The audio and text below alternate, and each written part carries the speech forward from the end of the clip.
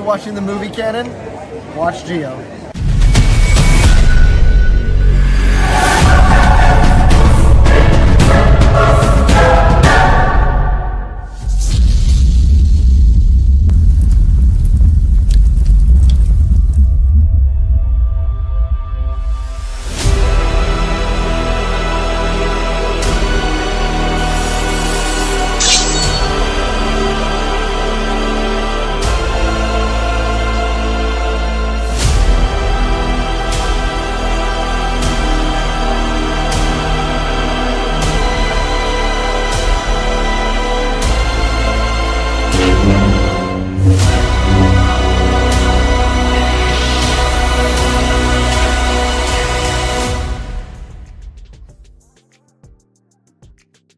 Hello, everyone. Welcome to my YouTube channel, The Movie Canon. This is Figures Talk, episode number 57.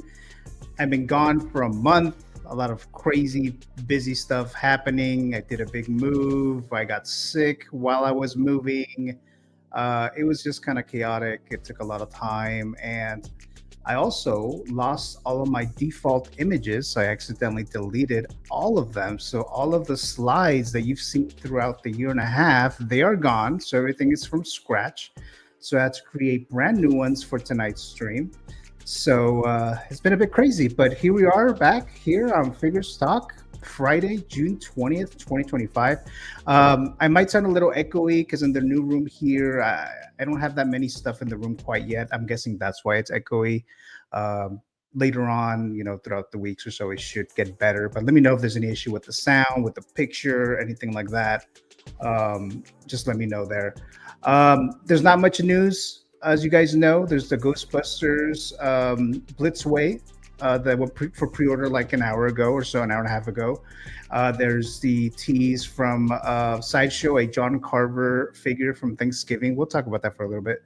And most of it is going to be the Fantasy Figure Zone, the games that we do here. I am going to do a giveaway for the channel members. Thank you guys for still supporting the channel, even though I haven't done anything in about a month. But let's go ahead and get started with my Canon Council, as I like to call them. I'm going to bring them in here one by one. So let's see who we have here in the panel here tonight. Returning to Figures Talk, we have Mr. Adam. You guys know him as Mr. 1 Adam 12.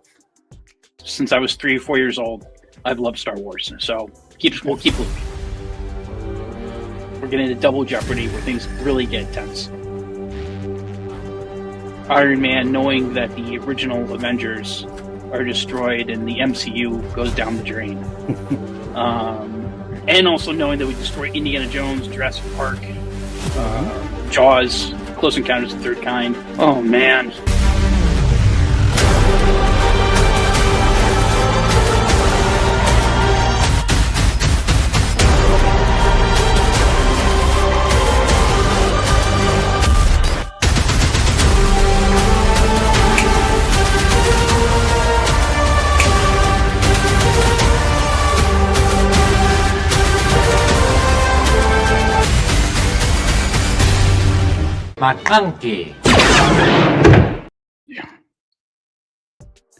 Hey, Hey, Jeff. Adam. How you doing? Welcome. Good. Welcome back. Thank you. Great. Like your shirt. Perfect for tonight. Yeah. Great timing for tonight. Yeah, I missed so many things, Adam. Not just the stream. I've been watching basically very little. I haven't seen that Predator animated show or movie that came out not too long ago. I missed Mission Impossible. I just barely watched Ballerina and stuff like that. And the How to Train Your Dragon film, I still haven't seen that. That's so phenomenal. I'm very behind. I'm hearing good things about that movie from you and Eddie and some other people, but I'm glad to have all you guys back here. Welcome back here, Adam. Thank you for coming back here. It's even after a month that we've been gone, but I do appreciate your time, everyone here in the panel here tonight. Awesome to be back. Yeah, looking forward. We have some really cool topics, and that How to Train Your Dragon, well worth seeing. I really want to go see 28 years later. That's on my yeah. list. I'm not sure I'm going to be able to get to it this weekend, but I want to get to it in the next week. And I finally saw Sinners. I've seen it twice now. That's the best movie I've seen this year. That is so good. I would agree with that. Of all the movies that I've seen so far, I mean, it's June, early June. Actually, no, we're not early June. We're like almost the end of June now. It's the best film so far. You know, we still have like 6 months or so to go, but so far it is the best film. Let's see. What do I have here next? Let's bring in the newest, the latest, Total Recall Figures Talk champion. Let's bring in Mr. Eddie Money Mendez right now. And I think I told you this when I met you in person, dude, but you kind of look like Buzz to me. Like, what the hell? Live action Buzz. I don't think you told me that. You probably thought it, but I don't think you told me Buzz that. Lightyear to me, dude. You got to the movie canon and beyond. Right. One.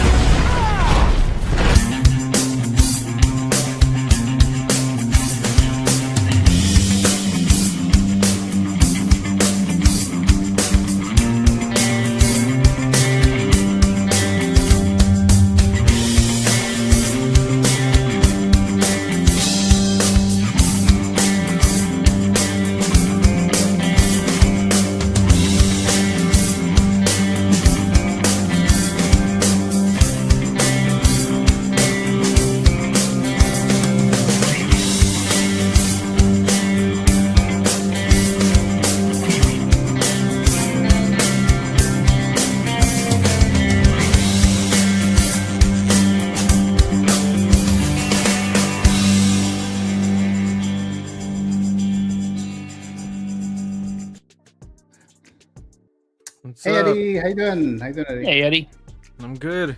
Good to see you guys. It's been a minute. good to see you, dude. It's been quite a while. Thank you for coming back here. That Bane, that third party Bane, Eddie. Oh, yeah. You know, I picked that guy up. I was gonna see if I could talk about him tonight, but I was like, nah, it's been out for a while. But yeah, I'm definitely getting him though. Did you get the arms? I did. I think you need it. Oh, yeah. I think you need the arms. Although I didn't like the fact that you have to buy them separately. Yeah. I didn't like that, but it's like I'm gonna get it. So I'm excited for it. So and it comes out. It's supposed to be released maybe the end of the year or early next year or something like that. So not too long. Not too long. Might be a minute. That was Mars, right? Yeah. Because they still haven't released Two-Face, and he's been on pre-order for a couple years. Oh, now. that's right. That's right. I'm waiting for Two-Face also. Yeah. Yeah, we'll see. So yeah. But Eddie, as always, thank you so much for coming back here. It's been a month, and you're back here. Thank you so very much. Now go ahead and bring my next Canon Council member of the night. You guys know him as Feel the Burn, Mr. Roberts. Horror remakes only. Start. Nightmare on Elm Street, Friday the 13th. Slumber Party Massacre. I Know What You Did Last Summer. Silent Night. Point goes to Robert. So you survived, Robert. So there you go.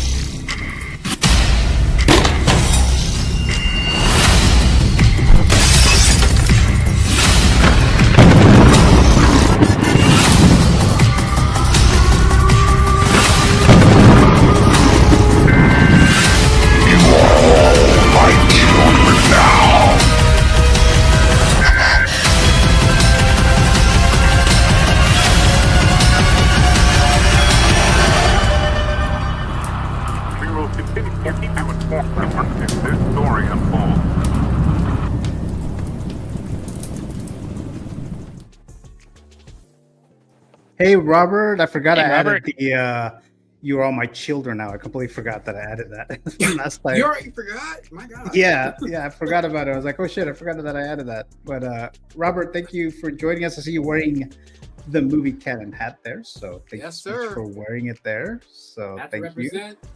Thank you for coming back again for a month. I thought maybe some of you guys would have left and moved on with your lives, but here you are. So thank you. It was a well-needed, I'm sure. Oh yeah. But thank you so much, Mr. Robert. Feel the Burn. Let's bring in my next Canon Council member of the night. You guys know him as Mr. Jay Feezy. You guys ain't ready for this one. Oh man, Gio asked me, he's like, fantasy figure. I'm like, oh, that's right. So it took me a minute. I was like, okay, what am I gonna pick? What am I gonna pick? Oh man, here we go. Here we go. It is bam. Oh my dude. Darkness. Hell yeah.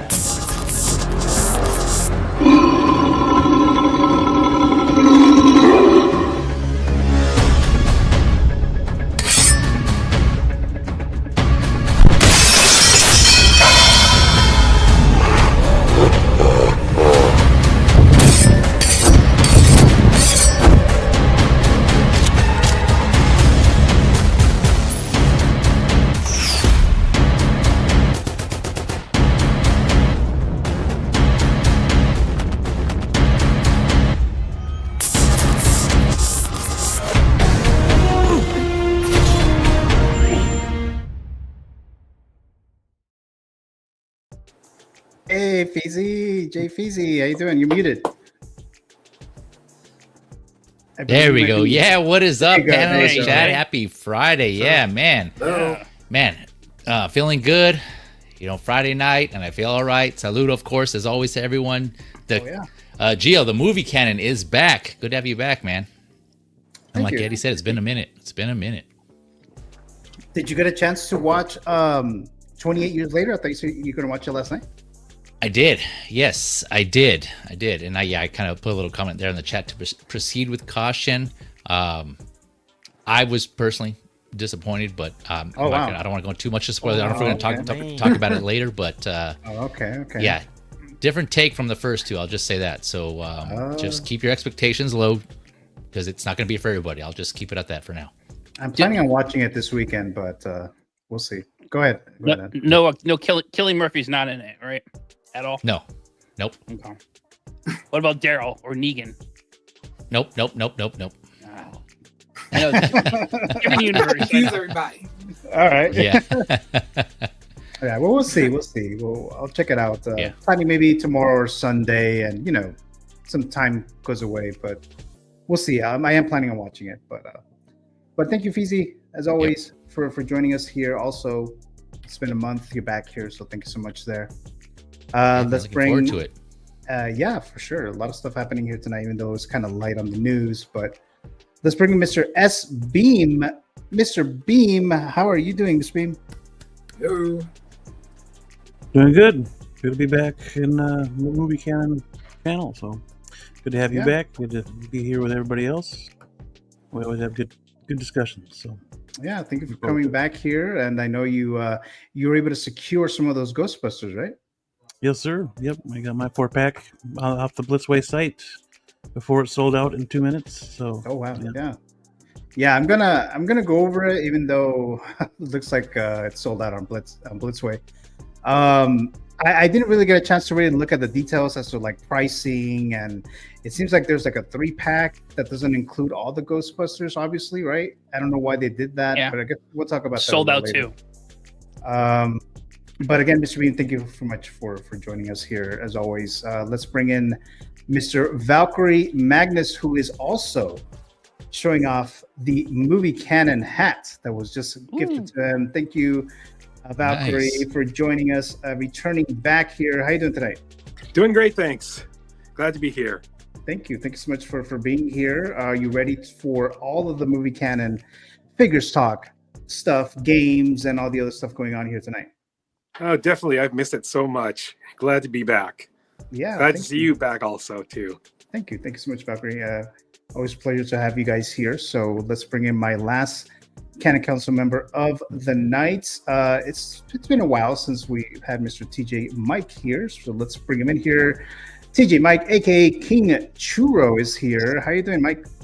Hello, gentlemen. How's it going? Happy Friday night. Happy Friday. Happy Friday. Happy Good Friday. to see everybody. Welcome back, Gio. So I'm glad it's been a while, but back on track again. Yes. Although I feel like a little rusty. I don't know why, but I feel like this is the first time that I'm doing this. That's kind of how it feels like. But like always, guys, thank you for joining us in the panel. I'm going to go into the live chat here now. Let me move this real quick here.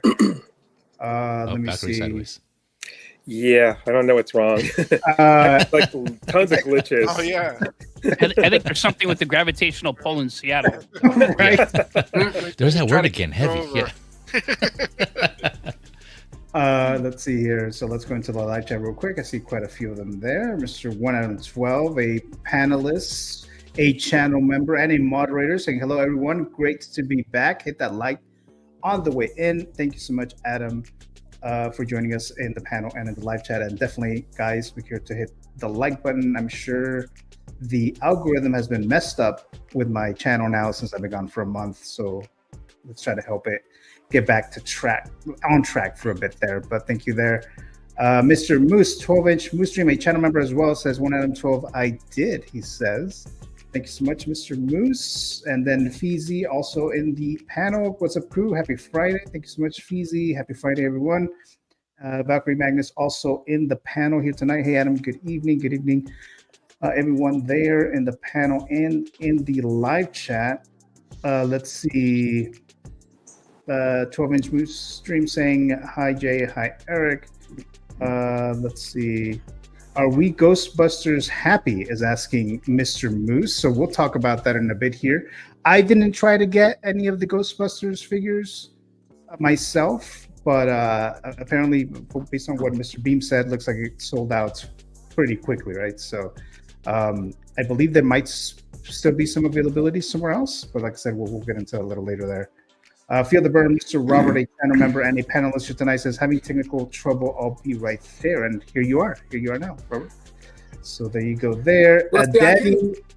I couldn't like copy your link to the app link, so I had to use Safari again. So yeah, I don't know. I'm not sure. I'm not sure why it's doing that. Because usually when I try to do Safari, it doesn't work for me. It just doesn't work for me. But glad you're in here now. So. Mike Litteris saying, "Daddy scored." He says, "Yeah, he got the Ghostbusters, so he scored those. So congrats there." Hell yeah, congrats. So I'm sure I don't want to miss anyone here. There. So I'm not the only one. Yeah, you're not the only one. Okay. In fact, I still have some problems. Yeah. Ecto one says, "Mr. 12-inch Moose Stream. Is anyone interested in getting Ecto one? They're not reissuing that one, right?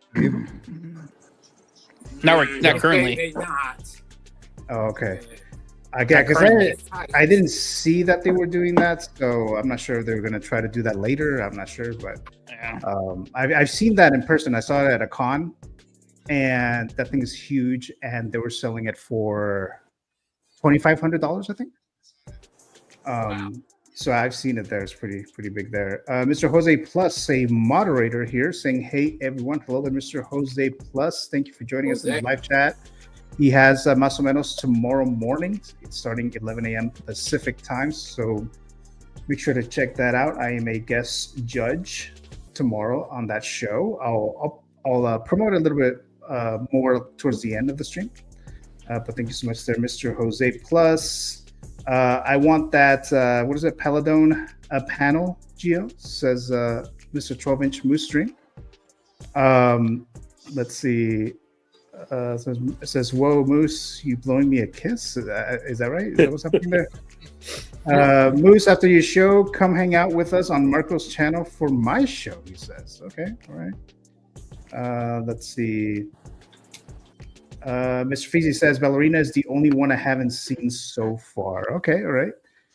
So you've seen like Mission Impossible. You've seen the latest Mission Impossible movie, Feezy, saw that one. and Yep. you saw the How to Train Your Dragon. Yeah, I feel like there's some others that I was gonna watch, and I just haven't had time at all to watch. Yeah, you've been busy though. Like you said, you've been busy and sick. Yeah, it's been crazy. It's been pretty crazy. He said, "Proceed with caution, not what you're probably expecting 28 years later." Yeah, we'll find that out this weekend there.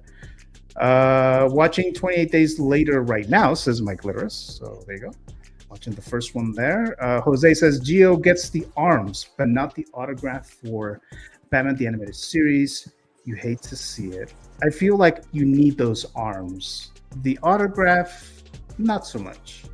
It's cool, But you need those arms. You need those Bane arms. You just need them. So you just bought the arms. Not oh yeah, just the arms, right? The arms. Let's see, Mike L. I love that Sandra Bullock movie. He says there. I haven't seen that movie actually. I know. I haven't either actually. She's in rehab or something like that, right? Yeah, like, I never saw it. I saw it. Yeah, I saw it too. It's good. It's good. All right. Jose says also, let it be known that Gio catfished me. So, so he's talking about that Funko Pop that he won like months ago. It was a Millennium Falcon Funko Pop and a Han Solo Funko Pop, but they're like the little mini ones, not the not the regular size ones. So I guess oh, there you go. There you go. Let me full screen Eddie there. They're bitty. Yeah, kind of like that. The little bitty ones. To be fair, I say hashtag justice for Jose on that one because I when you brought it, I was like, what the heck? From the quarter machine. Well, because the thing is, because I was like, because Jose lives in like Orange County area, so he's like maybe like 45 minutes away from me. So I was like, I could probably drop it off since I go to that area pretty often, or I can mail it. And then Jose was like, "Oh, don't waste your money, mailing it out. It's going to cost you a lot of money." And I was like, "I don't think so." Okay, I'll just wait, right? but I think because he was thinking it was like the bigger size Funko. And yeah, that would have cost me quite a bit of money there. And then when we met up with Eddie and Jose when we did Benihana like a month ago, I brought it. And then I was like, I brought it, but it was in my pocket. So I just gave it to Jose, and he was like, I guess, shocked or something. I don't know. He wasn't expecting a little bitty mini Funko right there. So that's what he's saying, that I catfished him. But I like those things because they're not space killers. Right. I used to actually I still have my work office, the regular size Funkos, and like they take up like half a wall.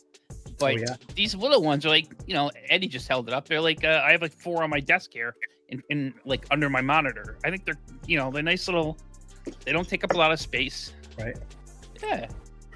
And then since a lot of us have 1/6 figures, they could hold like a Funko Pop that'll be to scale, right? So it kind of like works. Yeah, that's true. Yeah. So let's see. Moose says itty pops are better than regular pops, he says. Yeah, Moose, you're right. We have Mr. Where is it? Mr. L. Walker dropping by here. Where is it? Here we go. Sorry, guys. What's up, fellas? Mr. L. Walker, a channel member. Thank you, Mr. L. Walker, for joining us. Very much appreciate that, as always, there. Let's see. Mr. TJ Mike also warming up the chat here, saying hello to Mr. Moose there. Let's see. Hello, community of collectors. I went through underground figures to avoid any issues on the Blitzway site, which seems to have occurred. Okay. Then we have Mr. Yomo dropping by. Yo, what's up, everyone? Hello, Mr. Yomo, a channel member. Thank you so very much. And that reminds me, I do have a giveaway for the channel members tonight.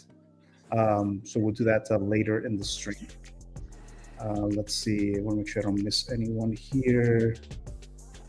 Looks like we might be all caught up. Yeah, looks like we're caught up. We're all caught up now. All right, guys.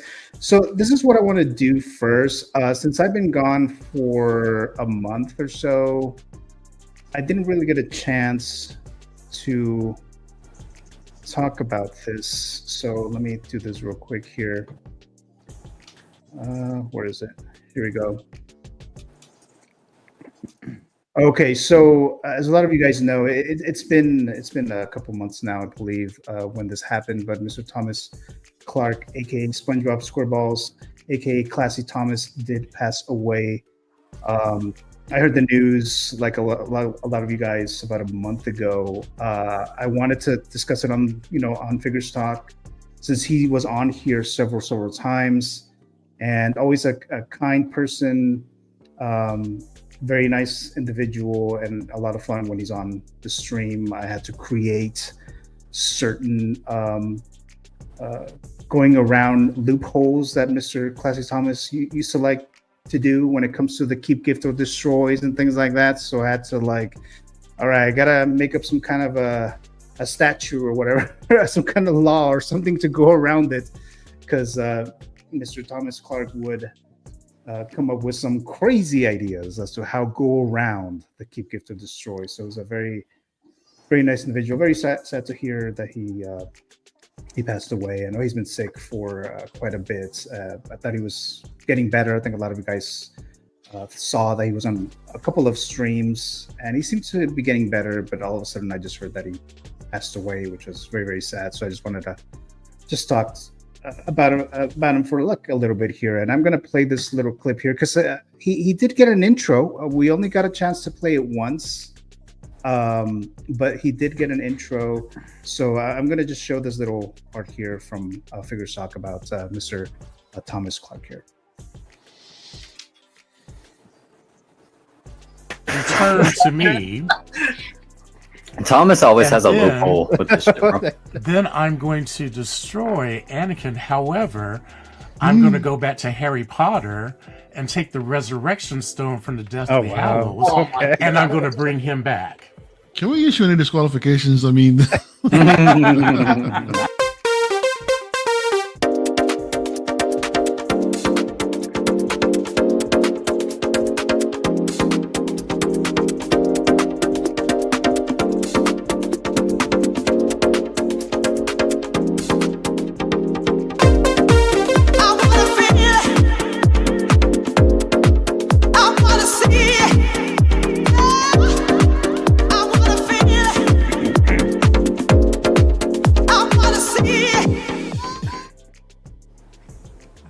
Mr. Classy Thomas, how you doing? I'm doing well. Hey, how's it going, guys? Hey. Oh, Hey, man. man. Good to How see you doing? X-Men and Brick, and of course all of the ever-present Adam, and of course our happy host, Mr. Gio, Mr. Giovanni the Gio, the G1. Yeah, I'm glad to be here. How are you guys? I'm not doing sure what today? I just watched, but that was great. that was good. That was really good. Yeah, I was sitting here. I was sitting in the background going, "Yeah, I like that. I like it."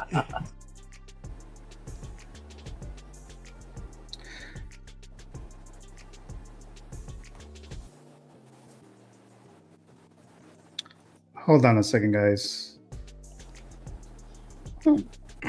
Okay. I'm trying to show this. The thing's really moving really slowly. I don't know why. Let me remove this here. Okay. Can you guys see the image? Okay, there you go. Okay. Yeah. All right. So again, I just wanted to just talk about this very, very briefly here about Mr. Classy Thomas, as a lot of you guys know. And I'm just going to take a shot in honor of him because I already have this good to go here. So rest in peace to Mr. Thomas Clark. Thank you for being such a great collector, great individual. So thank you so much. Here, here. Salute. All right. So like I said, I just wanted to talk about this because, like I said, I've been gone for a while, so I still didn't want to miss at least talk about this for a little bit here. But any other thoughts, guys, before we move on? No, that was it was good to see that video. Yeah, that intro. I forgot you had done that. I think I saw it once before, but yeah, that was man. Yeah, that good job, Gio. That was good to see that clip again and see his happy self.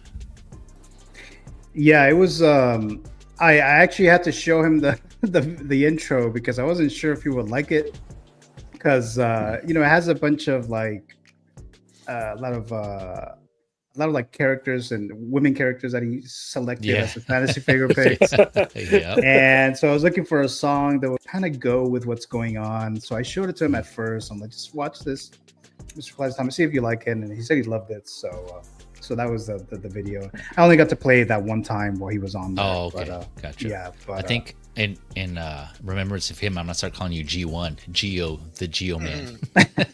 Right. So Jane Fonda and Barbarella is so yummy. That's exactly what Classy Thomas was basically saying, right? Classy loopholes forever. Rest in peace, says Yomo. Those are the classy loopholes, right? I love it. Exactly.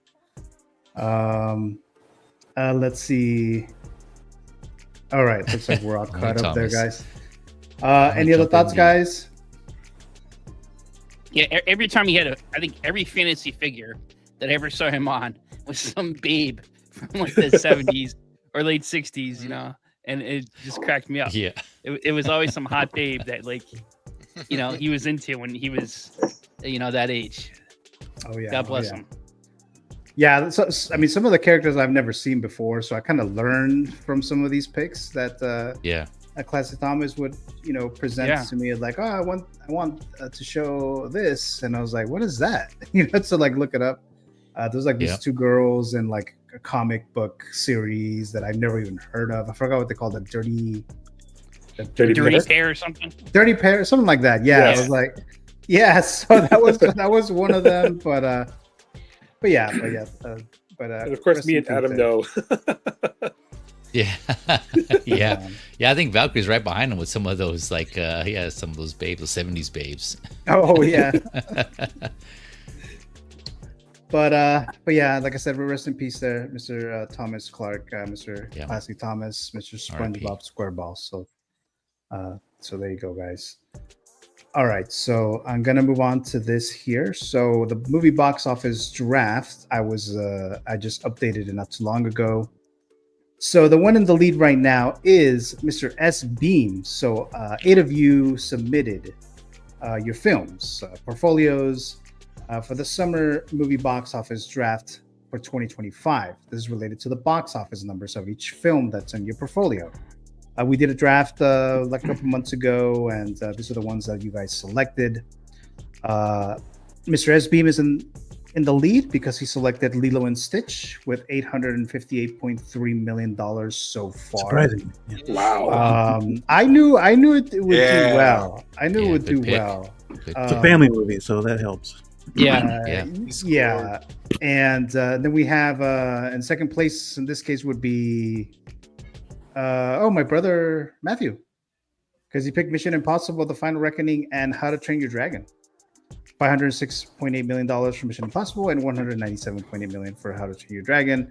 And then I guess in third place it would be Adam, Thunderbolts, $379.3 million, which I believe it officially bombed. Not too great. If I'm not mistaken. Not good. Yeah, I think it officially bombed. Yeah. It's a very good movie, but it's a bomb. Box office. Yes. Well, box office Too wise. bad. But box office wise, right? That's happened before, right? As a movie, I highly recommend it. Yeah.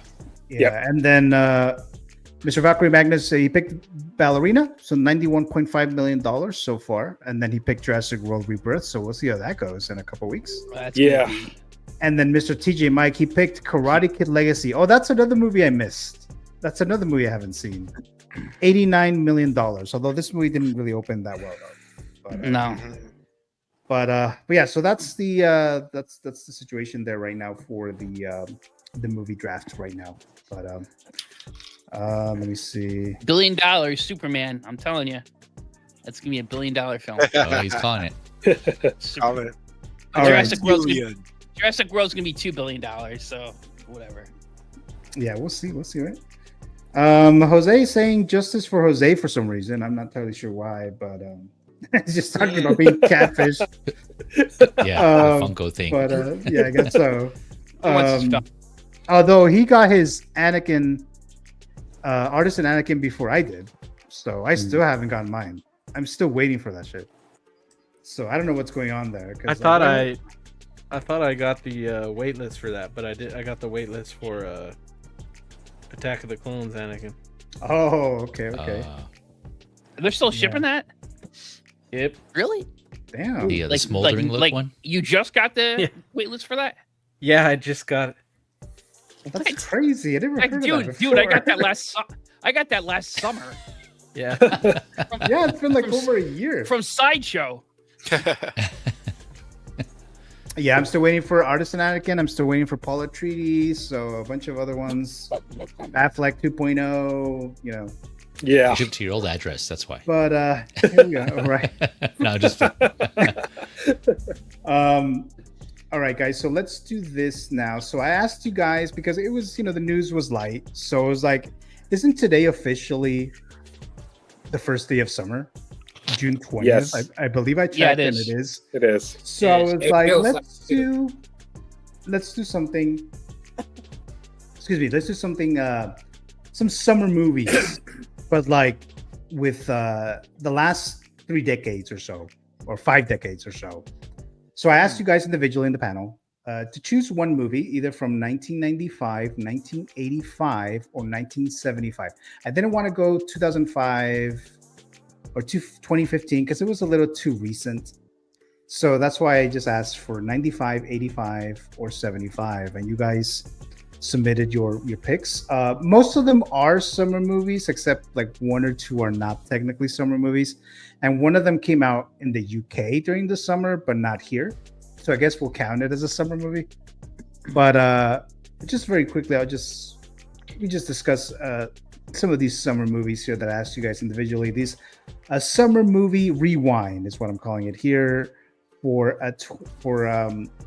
there's some kind of anniversary going on, 2025. So this is Valkyrie Magnus' pick, and he picked GoldenEye 007, which came out in 1995. I don't believe this came out in the summer, but it did come out in 1995. Yeah. But Mr. Valkyrie, any quick thoughts on your pick? Yep. Basically, I remember it just seemed like forever since there was a James Bond movie. I think Timothy Dalton was the last one, and I guess he didn't want to keep on doing it. So I'm glad that Pierce Brosnan got his chance. I used to watch his original show on NBC back then called Remington Steele, and I always thought he'd make a great James Bond.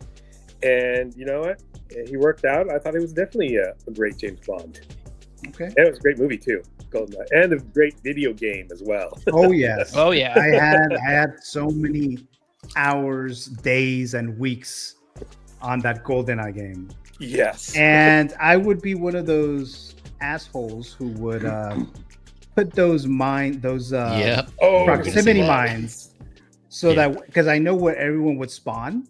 Yeah. So I would just throw them there. I would kill them, and they would spawn into the spot where the bomb I put. Yeah. They would blow up. They would die. They would spawn in another spot, and they would die again.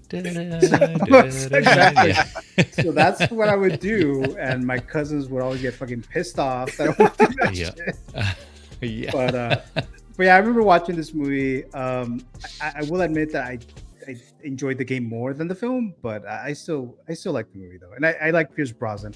That's why I have this more like nostalgic feeling when it comes to Pierce Brosnan and with James Bond more so than other ones because of that game. But any other thoughts, guys, on GoldenEye? Yeah, this is the best of the Brosnan films, and as you guys said, it is one of the best video games ever. I think certainly, I think maybe the best first-person shooter, or one of the best first-person shooters. There's some other great ones there. Yeah, I loved playing this game. Yeah, great choice. And I tell you, Pierce Brosnan generally always played the protagonist, a hero.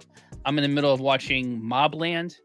It's a Guy Ritchie show on Paramount Plus, and he plays a pretty crazy dude. That's Guy Ritchie. Guy Ritchie show, yeah. I didn't know that. Now I'm gonna watch it this weekend. And Tom Hardy's in it, and Helen Mirren. I heard of it. Great acting in it. Oh yeah, it's I'm like 3 or 4 episodes in. It's pretty good. What is it streaming on? Paramount Plus. Oh, Paramount Plus. Okay. L Walker. Mobland. L Walker saying Mobland is excellent. So there you go there too. I think we lost Robert a Feel the Burn, so hopefully he'll come back here. But any other thoughts on GoldenEye before we move on to the next one here? Sean Bean. Yeah, that's right. He was right, yeah. the crooked not that theme, Sean Bean. Yeah. Yeah, He didn't lose his head in that one. I want to say that's the first time I saw Sean Bean. Yeah, it's the first time I saw him. Me too. Yes, me too. Sure. Yeah. And then Walker saying in Mobland is very violent. Oh damn! Okay. So far, yeah. Gotta check it out now. Yeah. So, because he died. I mean, spoilers, but he dies in GoldenEye, right? So wasn't it like a thing that Sean Bean keeps fucking dying in every movie that he's in? Yeah, I haven't seen it yet. What the fuck? Really? Oh, shit, that's right. Spoilers, yeah. Sorry, Eddie. Sorry. There's another movie. It's a horror movie that Sean Bean is in, and he dies. And then, are you fucking kidding me? This guy can't live. And Does it's he like, not die? Does he Dies have in like Lord a of the Rings. contract? Right. Does Lord he of have the a Rings, yeah. contract Game of Thrones that he has to dies die? in Game of He had to die. But then we find out that he didn't actually die. So I won't tell you what movie it is, but Ooh, Now I'm curious. I think they did that on purpose. And then they're like, oh, let's make people think that he died again, and then he actually doesn't. So I thought that was kind of funny. All right, let's move on to the next one here, guys. So this was GoldenEye. So this was Mr. Valkyrie Magnus' pick, and then we have Mr. 1 out of 12 Nice. picking Back to the Future, the first one, 1985. So take it away, Adam. Yeah, it's hard to believe this is 40 years ago. It came out in 1985.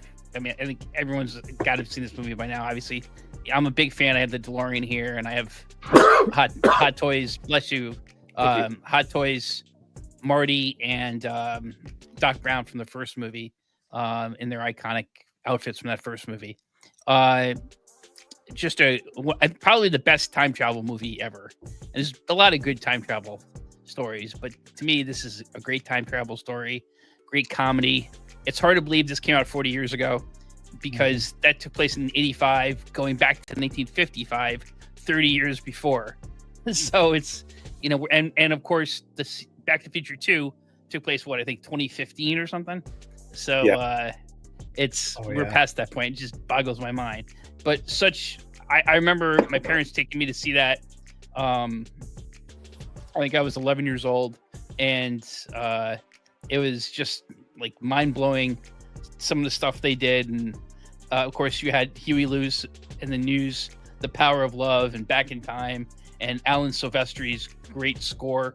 It was an adventure. It was comedy, and how they got from point A to point B and back again, I just thought was very inventive. And kind of, again, there've been so many time travel stories over the years. Oh yeah. Not too many have kind of reached, I think, the level of ingenuity that Robert Zemeckis and Spielberg was a producer reached in certainly in the first film, if not the whole trilogy. So I love this movie. I got tickets. My wife and daughter were going to see Back to the Future at the Saratoga Performing Arts Center here in New York in August, and they're going to show the movie. It's like an outdoor amphitheater, like if there's a place like Jones Beach in New York City, but none of you guys are from New York. And they're going to have the Philadelphia Orchestra perform the music as the movie's playing. So I think it's gonna be the first time I've seen it on the big screen since 1985. So it's gonna be really cool. Looking forward to seeing that. See, I've never seen it in the theater, so I would like to see that in the theater. I would like that experience there.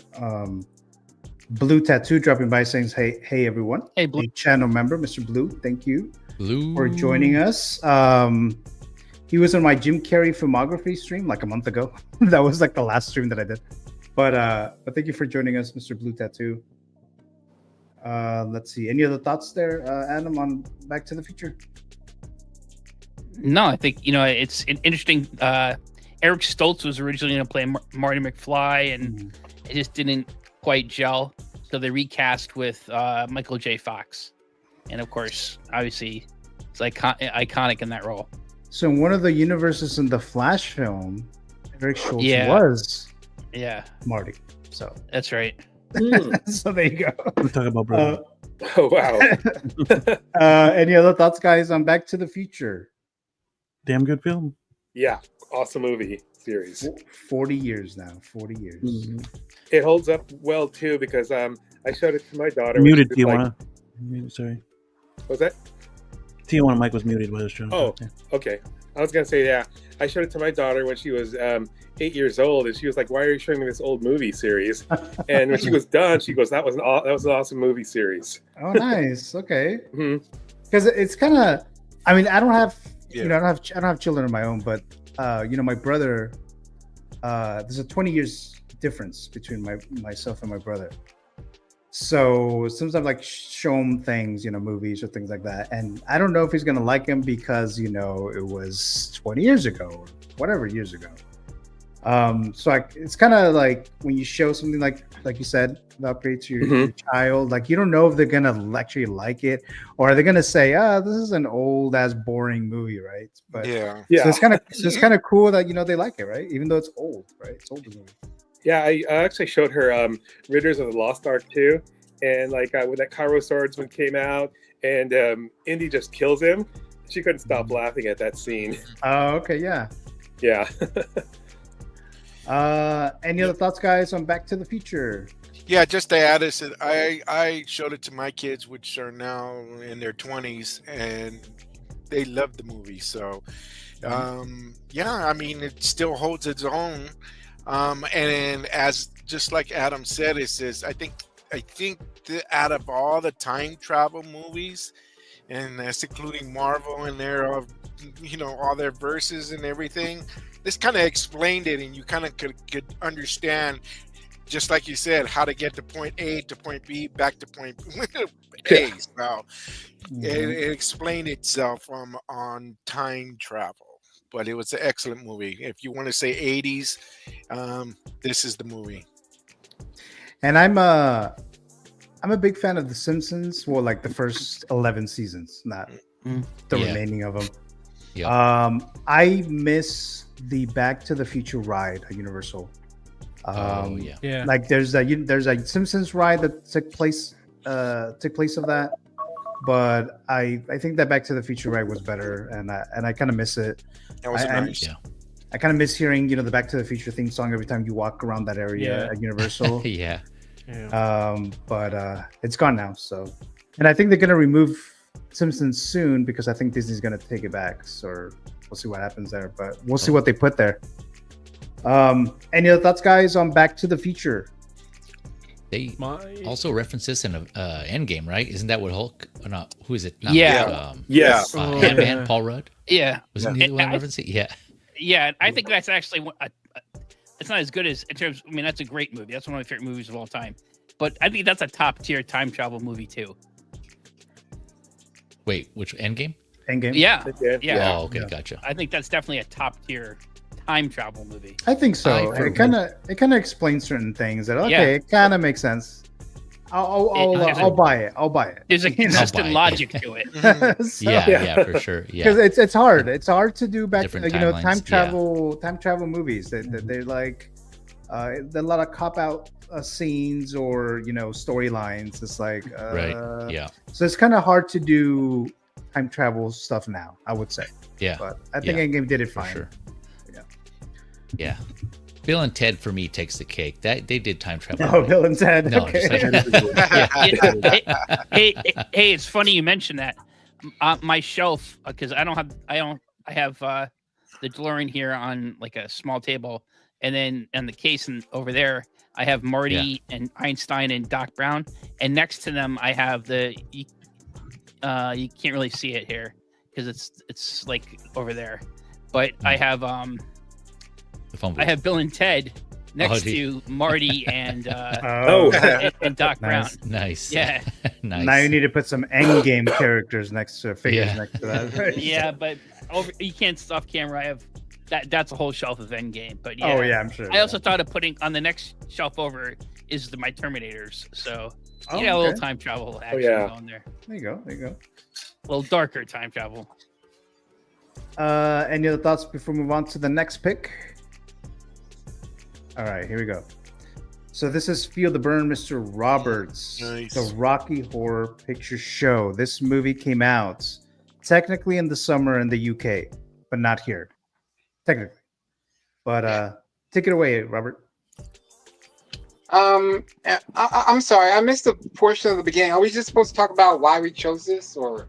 Yeah, well, why do you like it? Well, why is it like? Why did it stand out to you to pick this movie as a summer movie? It came out in 1975, right? So it's pretty old now. So, what are your quick thoughts on it?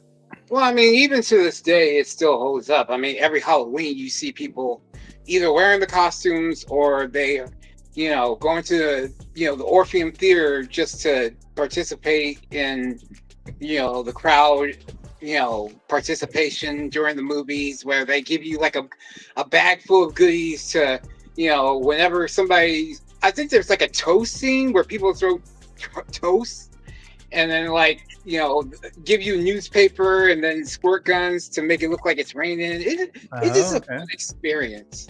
They just played this movie kind of close to me, at a theater last Friday on the 13th. And I guess there's like people who like dressed up and everything for this movie. And I guess they do it like once or twice a month at that theater. Really? So I think eventually I have to catch this movie like at a midnight, because it's been a while since I've seen it. So it'll be kind of cool to see it again. Yeah, because every time it's been announced that it's going to show, it's like it's always close to Halloween or in October somewhere. So but yeah, because this one, I guess they do at least once a month, and I think it's in Orange County, Santa Ana area, around there. It's not the Jose knows. It's just not the same as doing it around Halloween time, because that's the time when you want to go see it. I mean, they say the freaks come out at night. Sometimes it's true. So why not? But this is, I mean, even to this day, I mean, it still holds up for today. And I mean, back then, of course, it wasn't well received. People don't want to deal with the queers, but but I'm just being real about it. It just wasn't well received. But now it's like, time has passed and it just became cult classic. And everybody just loves it. They even people who don't love musicals, they know the words to the songs. I don't mind it. I'm not a big fan of musicals. I don't mind this movie. So we know, Gio. We know. So there you go. We know.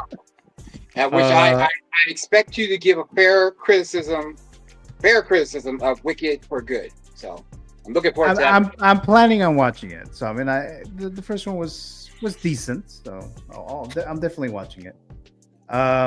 Commander Green dropping by. Hey, Movie Canon and crew. Hope everyone is having a great start to the weekend. Thank you so much, Commander Green, for joining us. Very much appreciated there. Adam says, Walker, the 3 cases right behind me are, what is it? Brotar, yeah. $175 on Amazon. Comes with lights. Okay, nice. I'm looking into getting some cases too. Not, Maju space stuff, but I'm trying to make it some of those. Mr. Moose, a channel member for 2 months. Thank you so much, Mr. Moose. Moose and me is tomorrow at noon Eastern time. Figure in a bubble on YouTube. Come and have fun. We're having a special guest. All right. Well, thank you so much, Mr. Moose, for being a channel member for 2 months. And that's the Mr. Bubble Show. I don't know. That's not the official name, but that's the show on the channel tomorrow. So there you go, guys. Say Mr. Bubble. Oh my God. Mr. Bubble. Mr. Bubble. And Moose and Mr. Moose. All right. Any other thoughts on the Rocky Horror Picture Show, guys? All right. Let's move on to the next one. And this is, I don't think anyone will be surprised of this, right? So, I wonder whose idea this is. Here we go. Yeah. Mr. Beasley, legend. Yeah. Take it away. Yeah. It kind of almost, I had to, right? I had to. Yeah. I looked at the year and I was like, damn, I was telling Gio, this year was stacked, 85. And, Back to the Future was in there, so I'm glad Adam picked that. But, yeah, there was a lot. I was like, oh, damn, I didn't realize there was that many blockbusters there in 85. But, yeah, I mean, I've spoke about this many times. I've presented on it for Más o Menos. Shout out to Jose and 16 Fix this figure. It's in my intro, here on Figures Talk. So I think this just goes without saying. But I already said multiple times how much I love this movie. The makeup, special effects, yeah, man, it's just awesome. But yeah, don't. I think I'll be repeating myself, so I'll just leave it at that. But yeah. When did you first watch this movie, Fizzy? Oh man, 1985 opening night. I was there. Oh, you did? Line, midnight release. No, I'm just playing. Yeah, I was like 10 years old. I was like, wait, how old are you? No, I was. No, man, it's hard. For sure when I was younger. I don't know when exactly I saw it. It was already, by the time it was already on syndication, like already on on TBS, TNT or something like that. Oh, okay. I saw it on TV, basically, like when it was already on cable TV, and so. Yeah, it's just the first time I seen it. I forget how old I was, but I was younger, but older than when this came out. So, okay, yeah. Any other thoughts on Legend, guys? Movie? This one holds its own, and it says I just scored the Blu-ray about a couple weeks ago, so I have that for the collection. So yeah, and I watched it when I got it, and it says this was still good, and it says so. After all the years, it still holds its own. Yep. And the character design of Darkness, the bad guy, I mean, it still holds up. Yes. It is such an awesome makeup design, and obviously not, no motion capture CG. That was freaking makeup. Yep. And it was so freaking scary when I remember, seeing this when I was a kid. And the other thing is, Mia Sara, one of the hottest chicks from the 1980s. Hot, yeah. Yes. She was totally hot in this, and of course, Ferris Bueller's Day Off. Ferris Bueller, yeah. Time Cop. Mm-hmm. Time Cop, yes. Okay, yeah. I'll do both. Any other thoughts, guys, on Legend before we move on to the next one? We've listed off 2 Tim Curry films, though. Yeah, that's cool. True. Yeah. True that. Yeah, there you go. That's right. Yeah. Shows. That's telling of his acting prowess. R.I.P. Oh no, actually, sorry. I always get him confused with Alan Rickman. He's still alive. Oh yeah, right. I was like, wait, what? I did that. Yeah, I did that last time too. He's still living. He's still living. Yeah, he's still alive. Okay. Yeah. He had a stroke in 2012. Yeah. So he can't really move much, but yeah, he's still alive. Yep. He's still. Mr. S. Beam celebrating 2 months as a channel member. Thank you so much, Mr. Beam. Nice. Much appreciate that, guys, for becoming members here. Still, thank you. The next one. Any other thoughts on Legend before we move on to the next one here? Okay. Next one is Mr. Eddie Money Mendes' pick, which is Waterworld, that came out in 1995. So it's another intro movie. Another movie, right? Yeah. Intro. Yeah, I couldn't not pick Waterworld, even though it arguably is probably nowhere near the top of the list for that year of summer releases. I was looking. There's a ton of better movies, or at least like overall picks that people would pick that made more money or a better box office. But I love this movie so much. I was a big fan of Kevin Costner in the 90s, and this is one of those, like you were saying with Universal Studios, like one of the best thing about going to Universal Studios was watching the show, hearing the music. It was so cool. I grew up in a small desert town near the Colorado River, so I was always at the river swimming, driving boats, and so like the river was a big part of my childhood, going swimming in the pool. And so I feel like I just thought it would be cool to have a world that was overrun by, or underwater. I thought that would be dope. And I love the whole like set for it, the whole design of it, like the way they designed the smokers, the way they design all of their little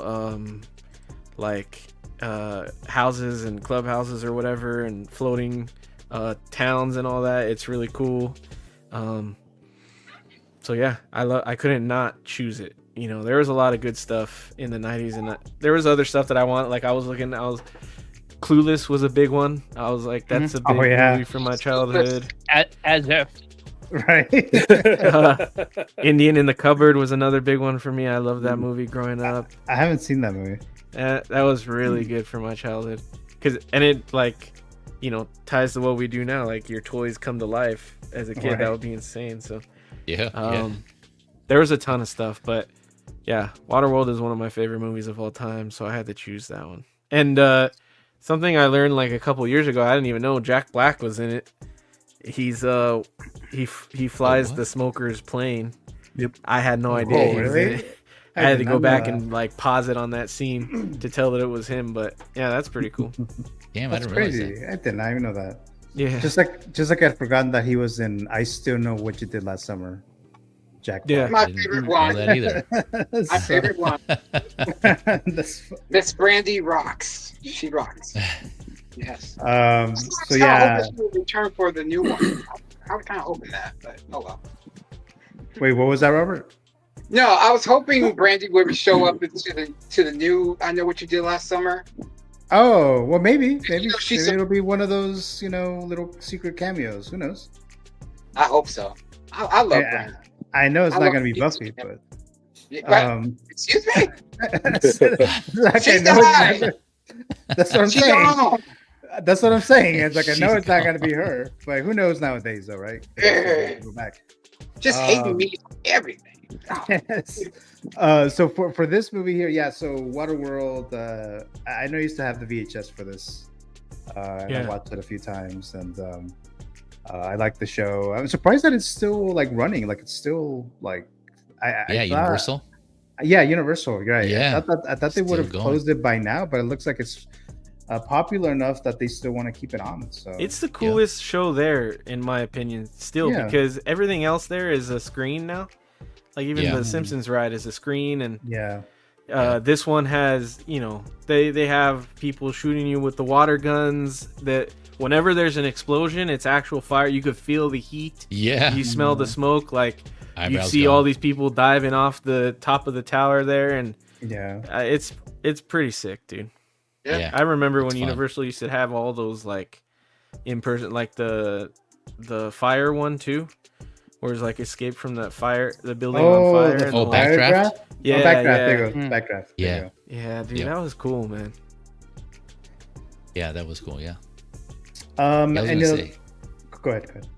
Oh no, I was gonna say, yeah, the fact that this is still ongoing, this show, said something about it. Like you were just saying, Gio, Back to the Future, they took that out and replaced it with The Simpsons. But yeah, this one's still ongoing for as long as I can remember. But yeah, no, this is an interesting movie. I like the take they had on this as far as like apocalyptic outcomes, like what could happen in the future. I think this is the only one that I'm aware of where they went like the world being swallowed up by water route. Everything else has usually been like desert or AI taking over. So this was I like how this was like an alternate take on that, and like how Eddie was saying how it's cool that they actually thought about how everyone would adapt to living on the water. It was really cool, really interesting, and to see. And even people, obviously, for those who haven't seen Waterworld, spoilers, we end up finding out that Kevin Costner is like half fish. So he has like yeah. So like people adapt. He has web feet or something like that. Yeah. It was just like a cool concept, too, Gills, gills, and exactly. Yeah, on his neck. And one of the ones that stuck out to me, one of the lines from this movie was that one dude. Kevin Costner like traded paper from him, and he was like, paper. Just the fact that like that paper was a commodity there. It was like, because it was just so rare, everything was just swallowed up in raw water. Yeah, that's just goes to show you that the stuff that we take for granted now, we handle paper in our everyday lives, but in this future, right, that's just something rare to see, and it was valuable or worth something. So yeah, just little things like that I thought was really cool. So yeah, this is a good pick. All right, let's move on to the next one here, and it is Mr. Beam's pick. Desperado. Nice. I didn't even see this one. That's a good one. Take it away, Beam. Yeah, 95. I was 13 when it came out. It was all my family could talk about it because there's some Hispanic lineage there, so they're fans of anything that come out with Mexicans in it, and so. The second installment of the El Mariachi films. So, and I think my favorite of Robert Rodriguez's films, to be honest with you. So, I mean, Antonio Banderas, Salma Hayek, always hot. So, you didn't like Once Upon a Time in Mexico? Is that what it's called? With it was okay. It wasn't as good, right. But Once Upon a Time and Johnny Depp in it. Yeah, so I've only seen the original El Mariachi once, so I don't really Sounds remember. way different. It's been forever. So I think they made it a mariachi for like 7 to 11 grand or something like that. Yeah. it was really cheap. Wow. Like, And very the guy low. who played it first El Mariachi was in this Bravo, so Yeah. that was cool. Yeah. Yeah. Danny Really good Danny movie. Trejo was in this movie, Machete. Yep. Yes. Oh, Machete. Yeah, they Yeah. mentioned that. Steve Buscemi. I've seen his movies. Yeah, Buscemi. Yeah. Yeah. Tarantino. Quentin Yeah. Is that Tarantino, going on yeah. right now? Oh yeah. Yeah. And I think I think Robert would like this. I think the sequel of Machete has Lady Gaga, if I'm not mistaken. Yes. Yeah. But You know- he knows already. Of course. Come on. I mean, yeah. I didn't like it as much as the first one, to be honest. Yeah. But I appreciate Lady Gaga being there at least. So. Yes. So. Yeah.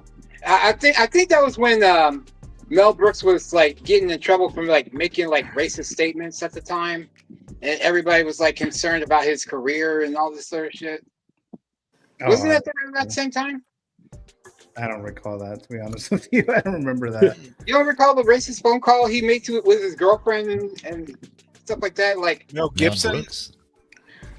No, Mel Brooks. Did you say Mel Gibson or Mel Brooks? Yeah. I said Mel Brooks. My bad. I thought you said Mel Brooks. Mel Gibson. Mel Gibson. Mel Gibson. It's Mel Oh, Yeah. Yeah. Okay. Oh, okay. I remember that. That. Blazing Saddles. By the way, I didn't. I mean, hear I still don't remember anyway. But I thought you said Mel Brooks. Yeah, So I was same. like, really? I didn't hear about that. Yeah. Yeah. But yeah, this is the time where like with Salma Hayek was in those movies, Fools Russian, this movie. A few years later, Dogma, which I think I might have missed in Yeah. theaters too. Dogma. I think I missed it in theater. I wanted to watch That it was theater. in. Yeah, that was in last 2 weeks ago. Yeah, Dogma? I think it was like June, like early June. They were charging for it though. You couldn't use your AMC pass to see it, and I was like, "What the fuck?" Oh, it's one of those. What do you call like them? special, Fathom events yeah. or whatever. Yeah. Yeah, I know they charge. Yeah, they charge you for that. They don't cover the A-list stuff for that stuff Yeah. sometimes. Yeah. That was cool. They did that though, Yeah, that was cool. Yeah, I need to rewatch them. We haven't seen it in a long time. because it's still not available to like. It's like Right. rare to get, right? Like it's not Yeah. Not streaming anywhere. No, I don't that's- think so. no. Unless Last I checked, it wasn't. It's unless they just did it recently because of the re-release, but it hasn't been on anywhere. it was some rights issue that because Kevin Smith's got access to all his films except that film, and Yeah. Harvey Weinstein was Yep. being Oh, a scumbag Yeah. and holding on to it. But I think because of having to pay his legal bills and whatnot, he may have sold it to another company. And I think that company, Kevin Smith, has got an arrangement with them because I saw this morning actually that there's a story that Smith is working on a Dogma 2 and that Matt Damon and Ben Affleck are coming back for it. Oh, and nice. that'll be more than just cameos. I thought I heard something about that, but I wasn't sure if it's true because there's a lot of like fake shit out there. So Yeah. So sometimes I see things like that and I don't really like post it anywhere because I'm like, I need to look into that more before we're going there. But well, you can get the DVD on Amazon for $20 though. Oh, you can? Yeah. Oh, okay. All right. Well, at least there's that because I didn't think. Can you buy a DVD player also? I don't have a DVD. I have nothing that plays DVDs. Can you play with a PS5? Can you play a DVD player? Yeah. Should go. I think You can, right? Yeah, pretty sure. Yeah, it goes back. There you go. There you go. Yeah. Mr. I think Walker, so Mel Gibson. Yeah, he was drunk. Yes. There you go. Yeah. Oh, damn. Okay. Yeah, I didn't hear about that.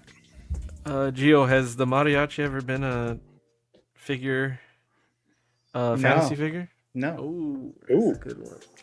Although, well, we'll see. Actually. Wow. Oh, Oh, spoilers. claim it now. Someone claim it. Yeah. Spoilers. Let me read this real quick here. Mr. 12-inch Moose Stream says, "Okay, night all. I'm sleepy. Been up since 5:30 a.m. Damn. Peace, y'all. Thank you so much, Mr. Moose, for Good joining night, us Moose. as long as you did. Thank you so Good night, much. Moose. Good night. Moose. All right. Any other thoughts before we move on to the next one here? Yeah, I just had to add on. This is Summer Hayek doesn't skip a beat from then to now. She's still Nope. on it. Mm-hmm. Gets better. Yep. Very beautiful. Yes. Facts. Yep. Yeah. Still to this day, yeah. To this day. Great pick though, yeah. Yeah, to this day. To this day.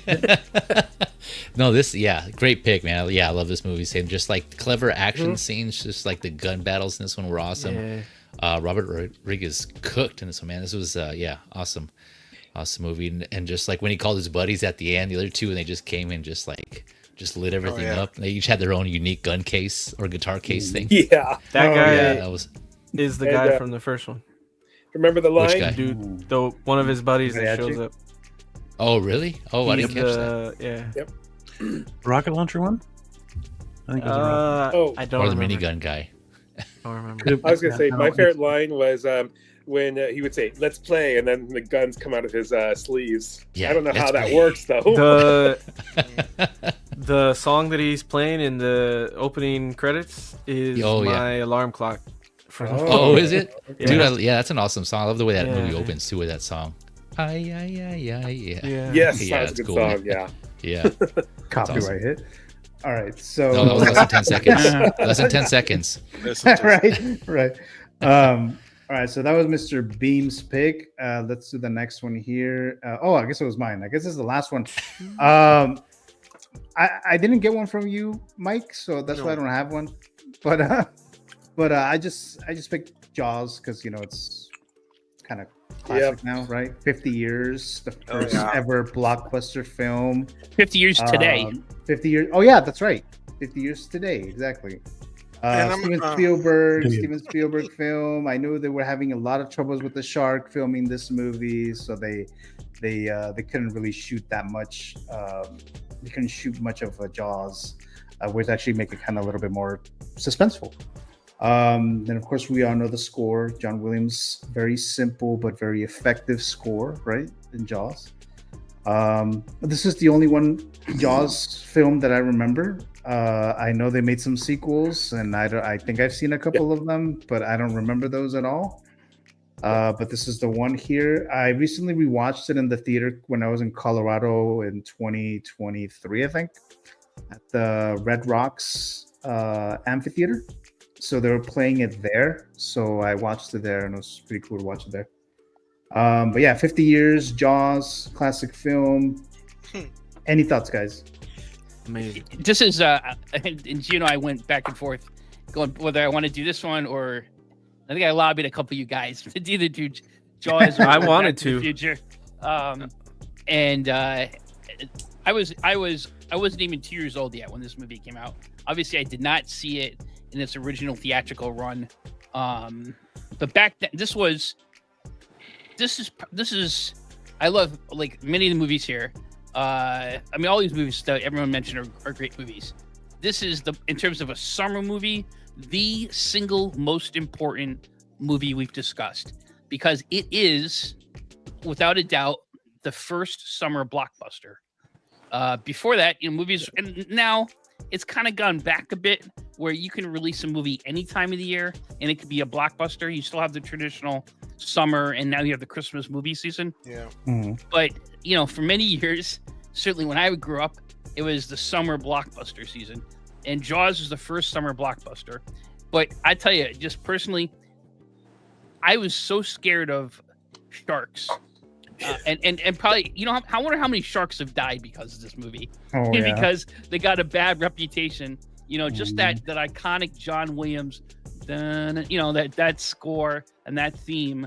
I was afraid to go when I was I was little, and you'd see the ads for Jaws.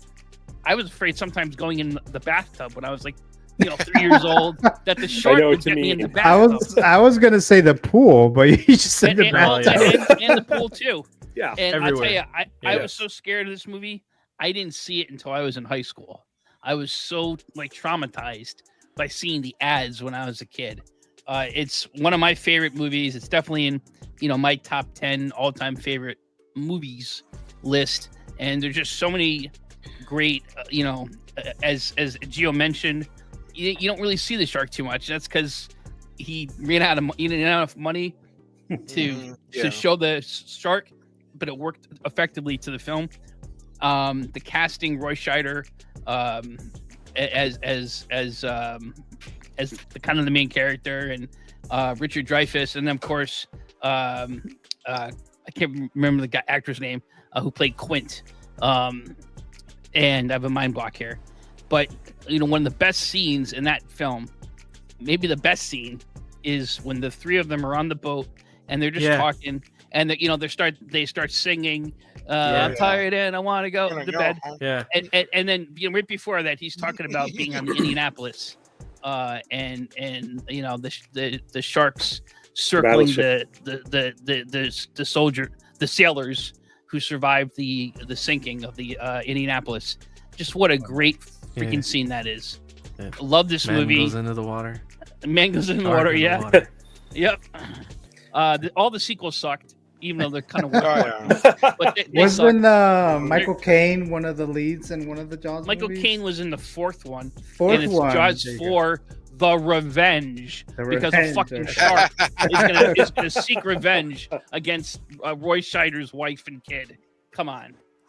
They do have this cool Jaws popcorn bucket, which I kind of want. In theaters, because I think they're re-releasing it for the 50th anniversary, and I kind of want it. They are like a big release. They should. This movie deserves a big release, like they did with Revenge of the Sith.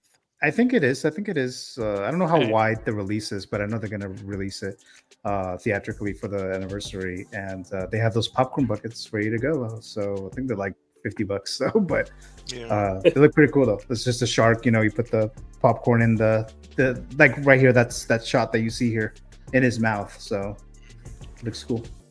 The craziest thing about to me this movie is the mayor of Amity. The town where that's right. So like he's like, oh, everything's fine, go back in the water, nothing, don't worry about the sharks. This fucking guy, because of his order, people die. A kid dies. Guess what? Jaws 2, the fucking people in that town reelect the guy. He keeps his job. Man. Are you kidding me? He's the most incompetent fucking mayor I've ever seen. Well, the people voted him in, I guess. Yes, so there you go. It's like, all right, you guys voted him in. Say about that now. Yeah. Wow. Oh, brother. Go ahead. When you're talking about when they're at the when they're on the boat at night, one of me and my brother's favorite scenes was when they're talking about the scars, and then he's talking about the tattoo that he had, and he goes, or does he have it then anyway? When he goes, let me guess, mother. Yeah, dude, that was funny as hell. Quint, or yeah, that was him, right? The guy with the glasses. Was that Quint? No. Brody was Richard Dreyfuss's character. Okay, yeah. So Quint was he was one of the best characters. He's funny as hell. Robert Shaw, that's the actor's name. I had to think of it. There we go. Robert Shaw. Yeah. And then speaking of another Universal movie, this used to scare the shit out of me at Universal Studios. I couldn't sit next to the side of the tram because it would jump out, and it looks like a fake shark, but I don't care, dude.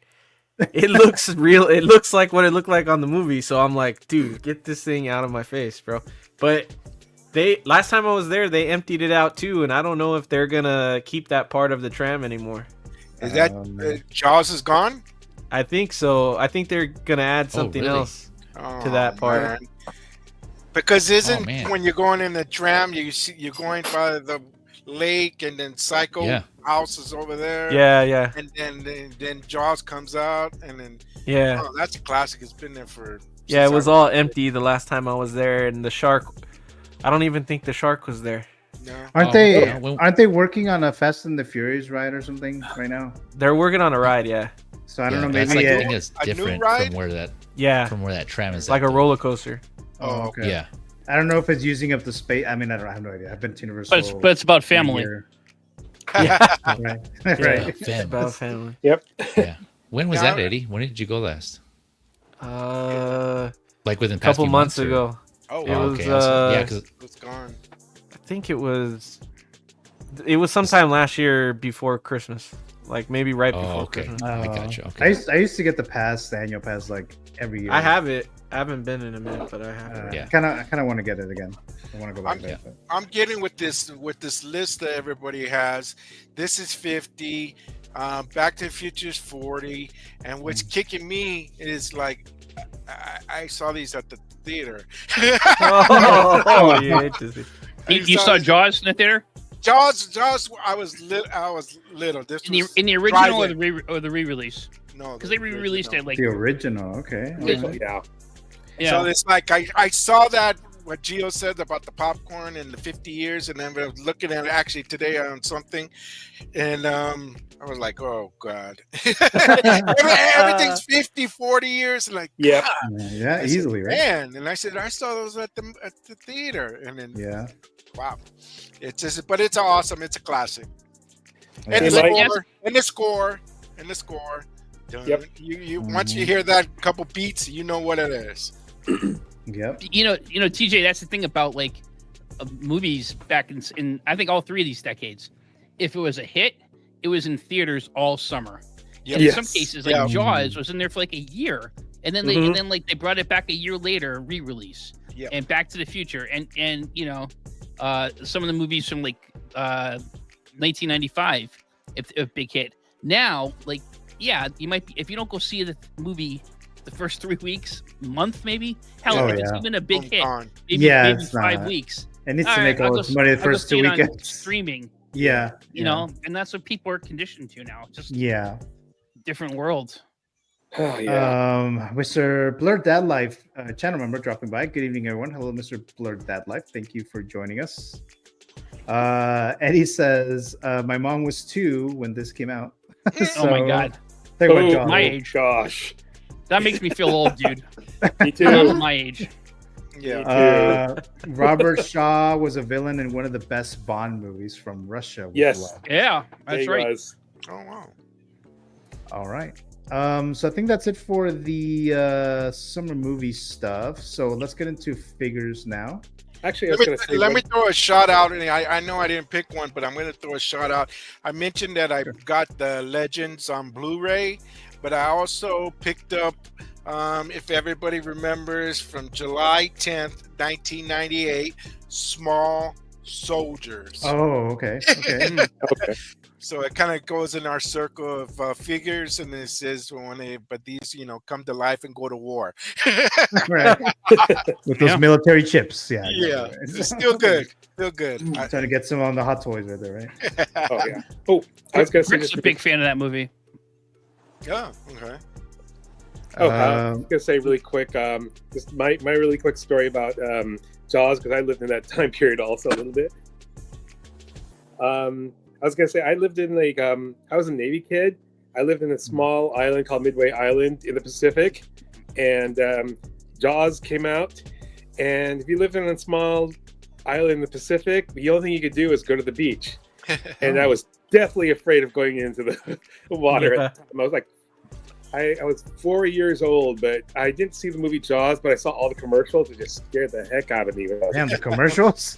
Yeah, it was like Jaws of and then my dad as a joke threw me in. I came right. Wow. I was like, no. Thinking there's a shark in there, right? Yeah. Because we're in the Pacific. But terrorized me as a kid. Mr. Walker saying I was in high school when this came out. Oh wow, okay, yeah. So that was talking about Jaws, right? 50 years ago. That was a typo. He could have meant I was high in school when this came out. I was thinking maybe that. That's what I initially thought. Also, yeah. Yeah. Let's see. Yep, I think Jaws traumatized a lot of people. Yeah. Yes, definitely to this day. Right? Yeah. Exactly. To this day. To this day. So, all right, guys. So let's move on to this now, just very quickly. So, there's not much figure news, but Sideshow teased John Carver from the film Thanksgiving. Yes. Eli Roth, 2023. Maybe 3 of you guys have seen this movie. I'm guessing. I know I've seen it. Robert's seen it, and I know Feezy's seen it because he reviewed it. But have any of you guys seen Thanksgiving? I wanted to see it, but something else came out right when that did, and I saw that instead. Because I did think the trailer for this looked good, but I didn't see it. I forgot. I did want to go, and it was just one of those ones I never went to see. Oh yeah. I was surprised how much I enjoyed it actually. I guess you can watch it during Thanksgiving now. I mean, it's one of those movies now, right? So, back on the TV in the living room. Yeah, while and it came from one of those. It came from one of those fake trailers from Grindhouse. You know that Tarantino, Robert Rodriguez. That was the best trailer out of all those other trailers. That was a weird ass trailer, and but then Eli Roth came back and he wrote it with I think with someone else, but he got the funding for this. He made it. They got the guy from what's the name of that show? That Seattle doctor show. Grey's Anatomy. Patrick Dempsey. There you go. Dempsey, yeah. So he's in this movie, and you know, there's a secret as to who the killer is. You know, things like that. So it was a lot of fun. So they teased this. There's not much information, just the fact that they teased this figure. I was hoping for something else, really. But you know, I'm not sure if I'm gonna get this, even if they reveal this. Probably not. I was hoping for something else, like maybe that Jack Torrance that they kind of teased a while ago. Yeah, what the hell is it? Yeah, or there's some other ones, right? But like I said, I did enjoy the movie, but I don't think I'm gonna pick this guy up. But whenever this comes out for pre-order, probably towards the end of the year, I'm guessing. But any quick thoughts on this, real quick? I thought for sure I was going to go a custom route because I already have like custom like holiday horror slashers that I got in custom. But now that I got this will add to my Thanksgiving theme slasher. Nice. I already have one for like Valentine's Day. I already have one for Michael Myers for Halloween. Oh, it's one of your holiday horror theme that you like, right? Yeah. And then I'm also having a custom made of Billy Chapman from Silent Night, Deadly Night, in the Santa suit and axe and all that stuff. Nice. This will be perfect. Now I just need a leprechaun. A leprechaun. Yes, Buy that instantly. Yeah, that would. We have Mr. Philly Figurecraft dropping by. Is that V for Vendetta Thanksgiving edition? It does look like him, right? Yeah, that's what I thought. Thank you, Philly, for joining us here. Much appreciated there. Let's see. All right. Anything else, guys? Any other thoughts on this tease? Okay, one last thought. I'm excited about the sequel this November. Yep. Oh, is it supposed to come out this November already? Yeah. Oh, okay, nice. Okay. Oh, they're gonna have Eli Roth. Like a movie. Yep, Eli Roth's coming back. It was a fun movie. It was a fun movie. I just threw it on, and it was a fun movie. So yeah, I think it's like horror/comedy. Yeah. I think it's last time I saw it was on Netflix. I don't know if it's still on there or not, but I did see it on Netflix at one point. Who teased this? What was that? So who teased this? Oh, Sideshow. It's a Sideshow figure, which I know you're probably not a fan of, right? Beam? No I don't even know what it's now. No Sideshow figure. Not familiar with the movie. And that too. I mean, there's that too. But you know, Sideshow's been banging out their horror lines. They've been really doing a great job recently, like with their Beetlejuice and their Pennywise. Pennywise, yeah. Yeah, they've Pennywise, been kicking ass on horror. Like the Pennywise that I got, like Tim Curry one. Yep. Any other thoughts before we move on to the Ghostbusters stuff? Ghost. All right, here we go. I'm a big pecan pie fan. What was that? Yeah. I'm a big pecan pie fan for Apple all day. That's my favorite holiday. I love Apple all day. Pecan? You don't like pumpkin pie? Dude, I don't like Adam. my pecan. Pecan doesn't get enough love, bro. Everybody It's hates good. on pecan pie. Dude. I love it. Pecan pie is great. I'm I pumpkin like pie it, guy. but Pumpkin it's pie just guy too sweet. with They whipped make cream. it a That's little true. less sweet. I know that's the point, but God. I need to have pumpkin pie at Thanksgiving. Like it's got to happen. But Yes. anyways, so Ghostbusters. Like I said, I didn't really get a chance to look at the details as to pricing and stuff like that. So I'm not gonna have, usually how I break down things, right? Like I did with Jazz Inc. without the craziness there. But I did from scratch create another movie figure file. Ghostbusters, release date June 8th, 1984, Columbia Pictures or Sony. A Rotten Tomato score, 95% of the critics gave it a positive review out of 82 reviews, and 88% of the audience gave it a positive review out of 250,000 submissions. Worldwide box office, $370 million against a budget of around $25 to $30 million. I liked the Ghostbuster films. I wasn't a huge enough fan that I would necessarily need figures, but I know a lot of people were very excited for this. These are Blitzway 1/6 figures. This is the 2.0 versions of it, right? So from my understanding, they went for pre-order a few hours ago, and I think Beam said earlier that they sold out in about a couple minutes. Yep. But you can still pick them up somewhere. What is that store called? Big Bad Toy Store. Okay, so you could still get those. I mean, I don't know now, but let's find out. Let's see. But any of you guys? I know Beam got them, but anyone else try to get these? I tried, and the website wasn't going anywhere, and then I got called down to have dinner. And when I went down, I tried on my phone. It was like, nah. But you can. I don't know about getting the 4-pack or the 3-pack elsewhere, but you can still, or I think you can still get the figures individually. You're going to pay more money, and you're just not going to get those exclusive alternate head sculpts or Slimer. Yeah. But if you just want the 4 figures, you can buy them individually. Okay. Big Bad is sold out. Yeah, FYI, they sold out the packages. Yeah. The packs, and now it's all individual. $339 for each one. Wow. Oh, okay. Ow. But everybody went there. I was on the stream listening to the stream with Bean, and everybody was going that way. This is going to Big Bad and that other thing, right when this sold out. When it sold out. Okay. Yeah, and they within that time they bought the packages, and I think it was Bean? It was like $200 some extra on Big Bad. Yeah. Big Bad was like $200 some extra. Yeah. And that was even without the tariff fee. Yeah. Oh wow. You're gonna have to hit the tariff's gonna hit you. You better like Ghostbusters. Are waitlisted on Comic Concepts too. So. Mr. Ben Thomas dropping by. Hey everyone. Hello, Mr. Ben. Benny. Ben Thomas. Hey, Ben. Much appreciated there, Mr. Ben Thomas. But Beam or anybody else was on the Blitzway website. It was kind of weird. And this is because I jumped on.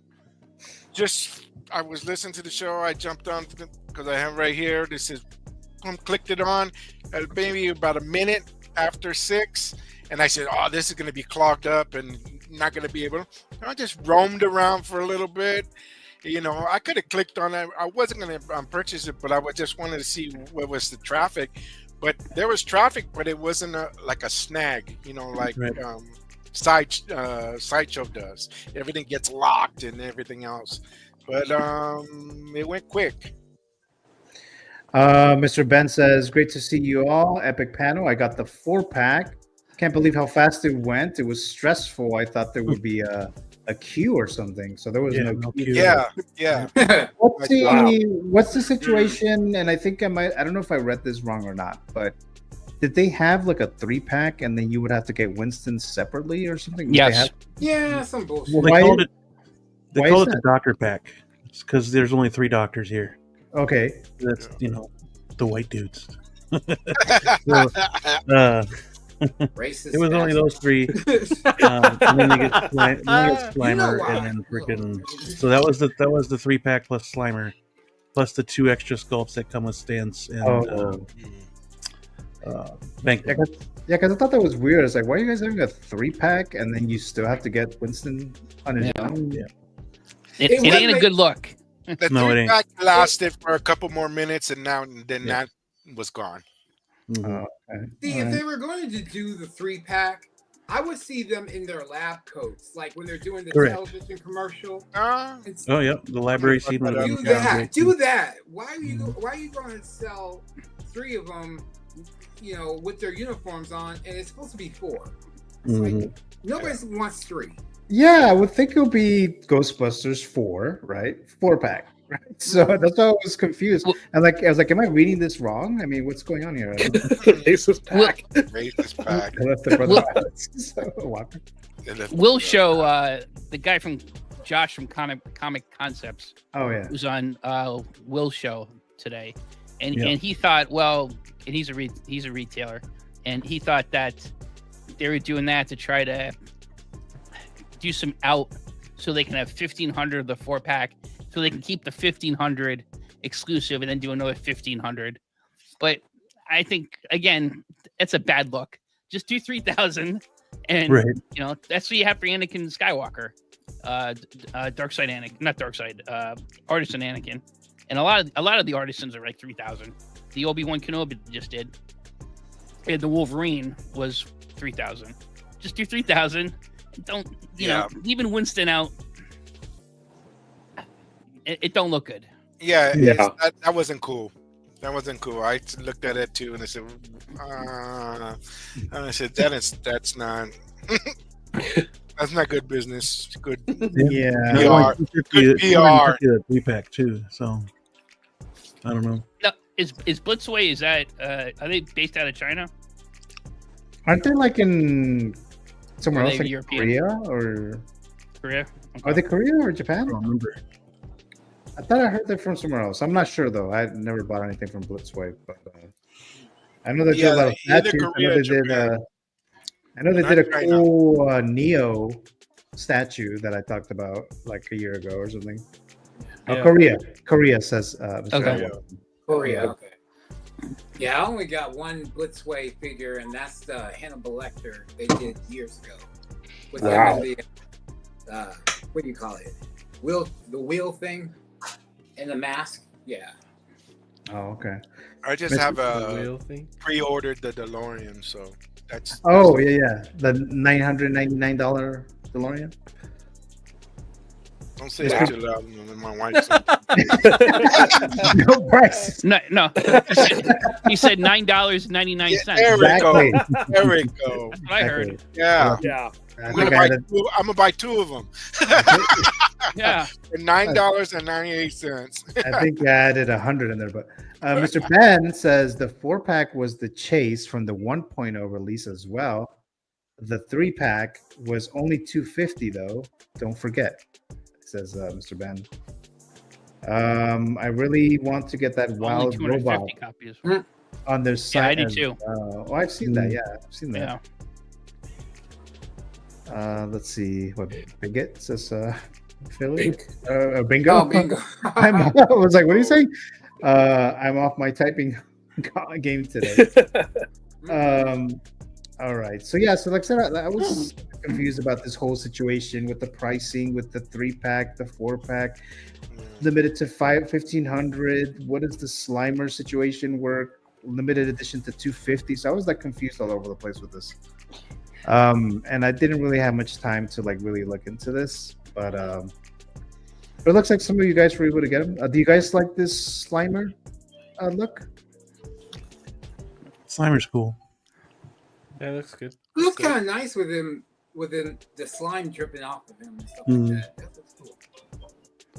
Yeah. So anyone who wanted Ghostbusters on the panel who was not able to get.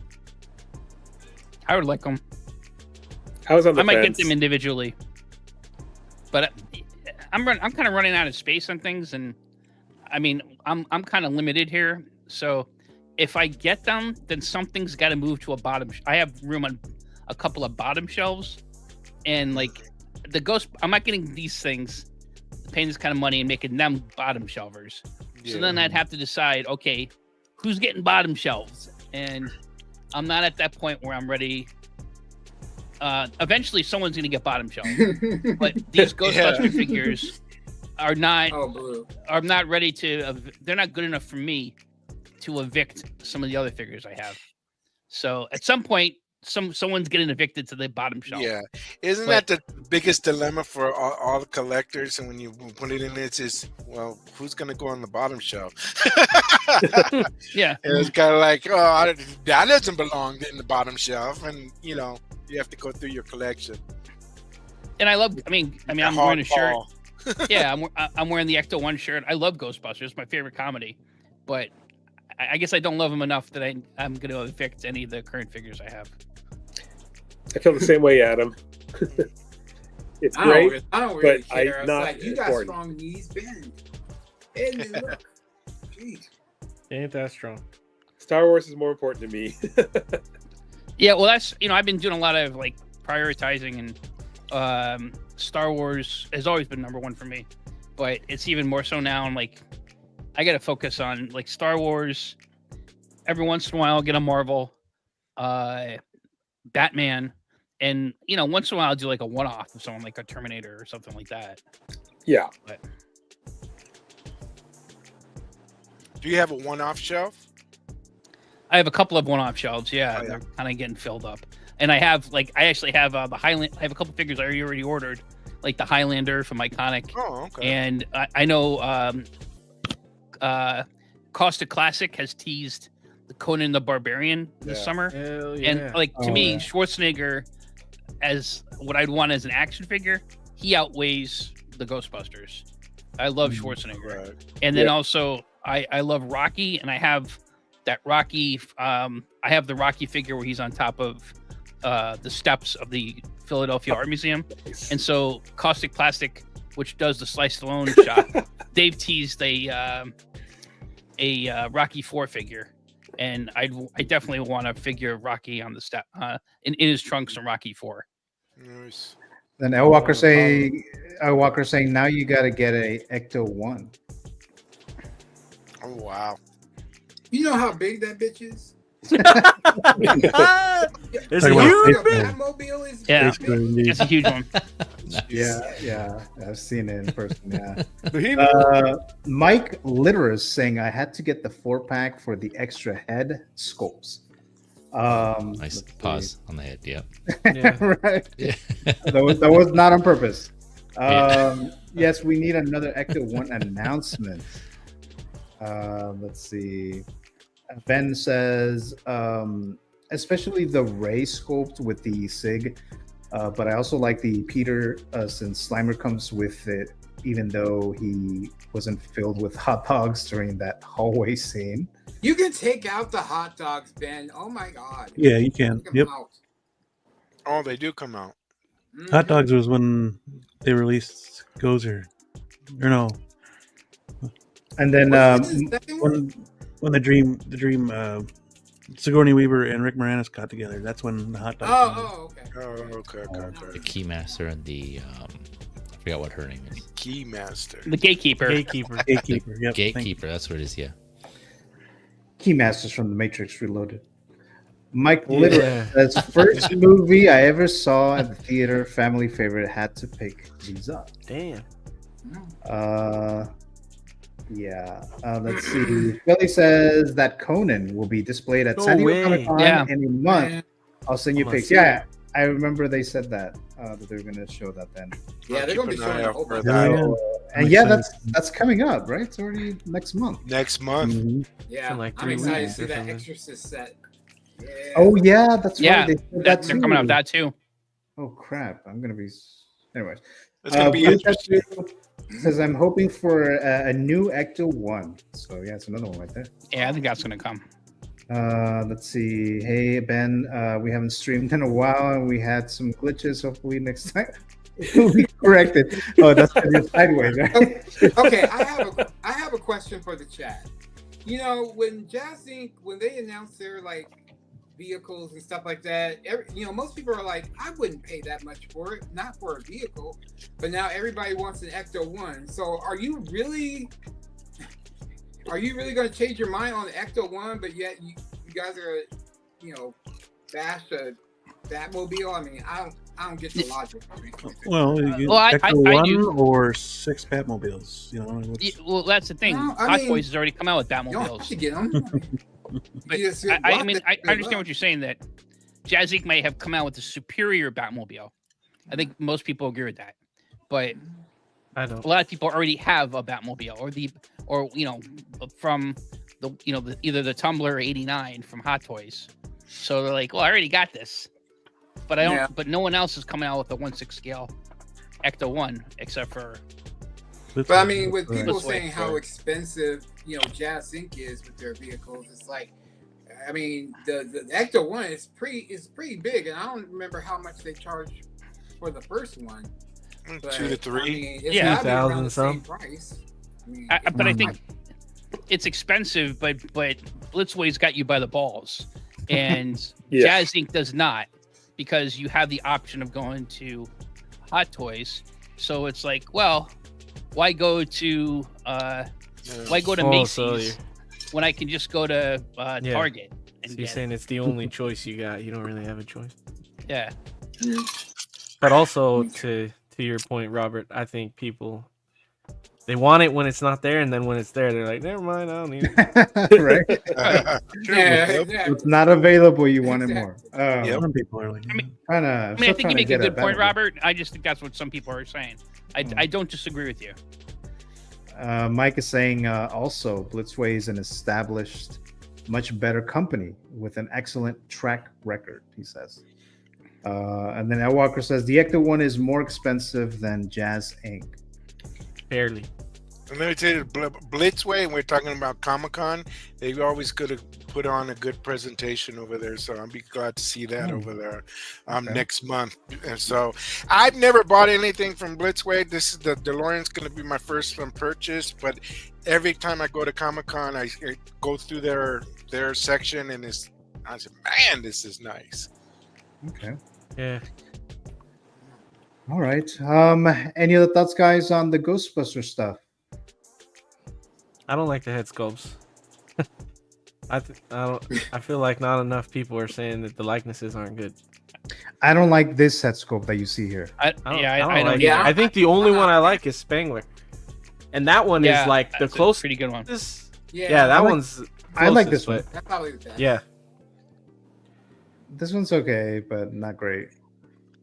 So this one's Winston is okay. Winston is I ass. think he could have tweaked it a little bit.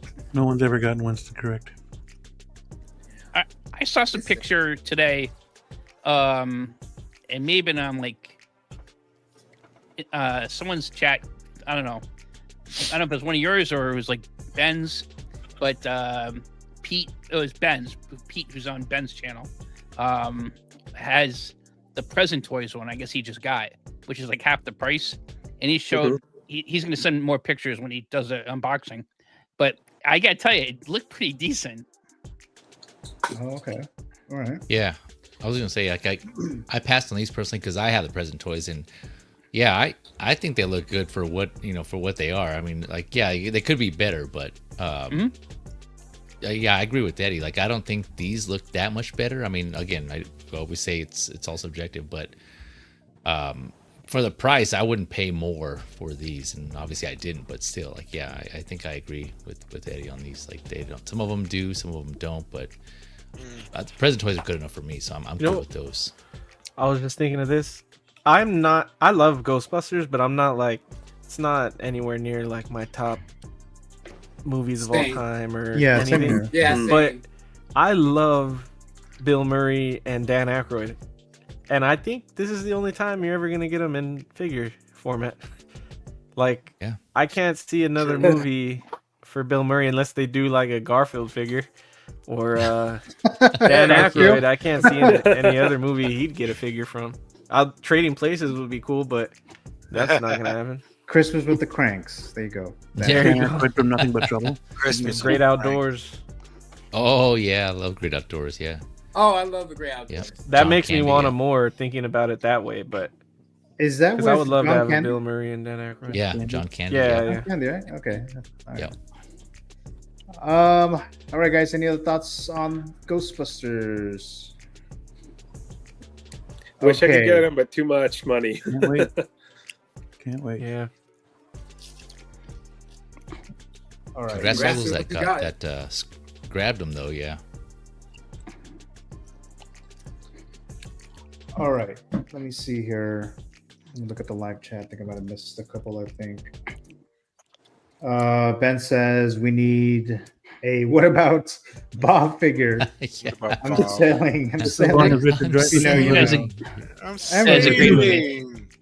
Yeah. That's with Richard Dreyfuss. Right? Richard Dreyfuss. Yeah. Yeah, Yeah, yeah. he's in that as well. Yeah. Gotta be. Yeah, I remember that movie. I only seen it once, but Yeah. it's been a while. Jordana Brewster. Nothing but troubles. Yeah. Let's move that too. Baby steps. For Yeah, what baby about steps. Bob? Yeah, there we Baby go. steps. Yeah. All Yeah. right. And who else was in it? Who was the kid, the son from? What other movie was he in? I'm trying to. I know. I have his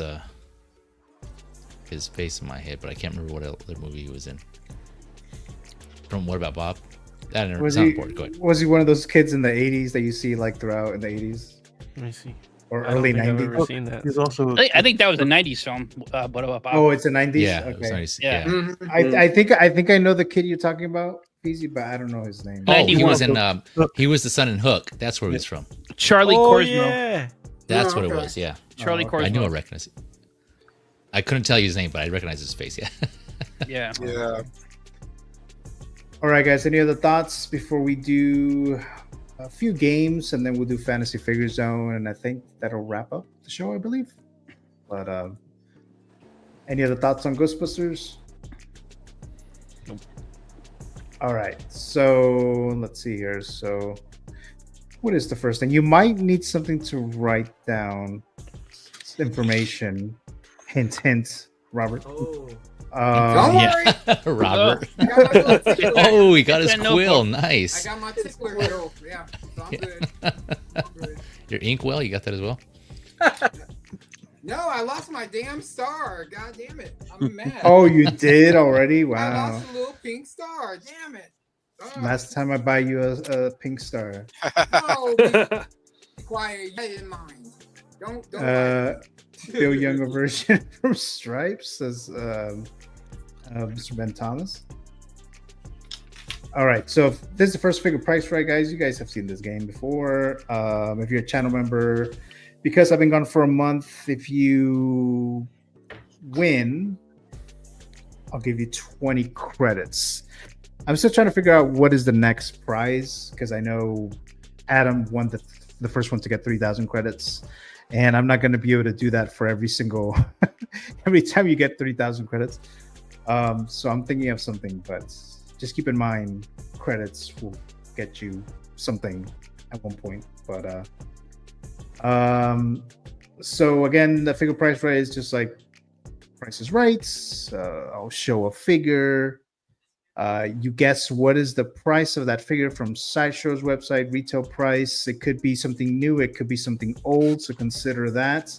Consider the $5 edition that was added a few years ago. As long as you don't go over the amount and you are under $25 and you're the closest to that price, then you'll win. If some of you guys got the same number, you can tie, so you're good there. So same situation here. So here we go. Hopefully I set this up correctly. Sorry about that. Ooh. So we got Baby Doll from Sucker Punch. I didn't know there was a Hot Toys figure of this character because I hated this movie. But this is a Zack Snyder movie, Sucker Punch, and they made a figure of Baby Doll. So what is the retail price of Baby Doll when it was first announced? Write down the number, the price, and then I'll full screen you guys one by one, and then I'll write it down, see which one of you guys is the closest. Is it a Sideshow or a Hot Toys figure? This is a Hot Toys figure. What year was this? I don't know. Wow. I know the movie came out like in 2011, around there. Okay. Somewhere around there. But we were just talking about this movie recently, weren't we? Or like the last time? Were we talking about Sucker Punch? Maybe. I mean, it was probably like in my mind that maybe we talked about it. or something like that. I guess I don't know. Vagina. Okay. Billy says the fact that it was named Baby Doll and it looks like a doll. Plus, I was just starting collecting. Definitely passed for me, says Mr. Philly. All right, so you guys made your guesses? Ready. Yep. All right, so I'm gonna go full screen you guys one by one. Let's start with. Then where is it? Hold on. Let's start with Eddie. Oh damn. $224.99. Okay. 99. Okay. All right. Let's go to Robert. Robert says Yeah. Can you see me? $260. All right. Can you see it? Yeah, I see it. Yes. 260. Valkyrie. Rotate it, Valkyrie. Valkyrie. I don't know which way to put it. Valkyrie says 185. It's upside down. 185. Keep rotating. Or That made it 581. worse. It's supposed to be One more time. 185, but I don't think that. This looks weird. All right, 185. 281. Robert Adam- coming in from the 581. Phantom Zone. Adam Yeah. says 210. 210 for 210. Adam. All right. Robert, you should be like this. Yeah. And TJ Mike, he says it's Oh. 225. Okay. 225. Mr. Beam. Mr. Beam says I know this figure ain't over $200. I said Oh, 165. 165. But I know it's older 99. because so I added the 99 cents because I know Just it's an give it to older him. figure. He's got it. It's already good. So, Mr. Feezy says it's 230. All right, 230. All right, all right. No way it's over $200. Let's see. So Blurred That Life saying it's 169.99. Oh, cheating. Damn. Blue says it's 220. Let's see. Philly says it was Black Widow era, so yeah, any female figures were under 200. Black All Widow right. era? I guess. I don't know what that means. I'm not sure. But it's 169. Oh, you cheating ass. Cheating ass. All right. 169.99. Oh, dang. So Mr.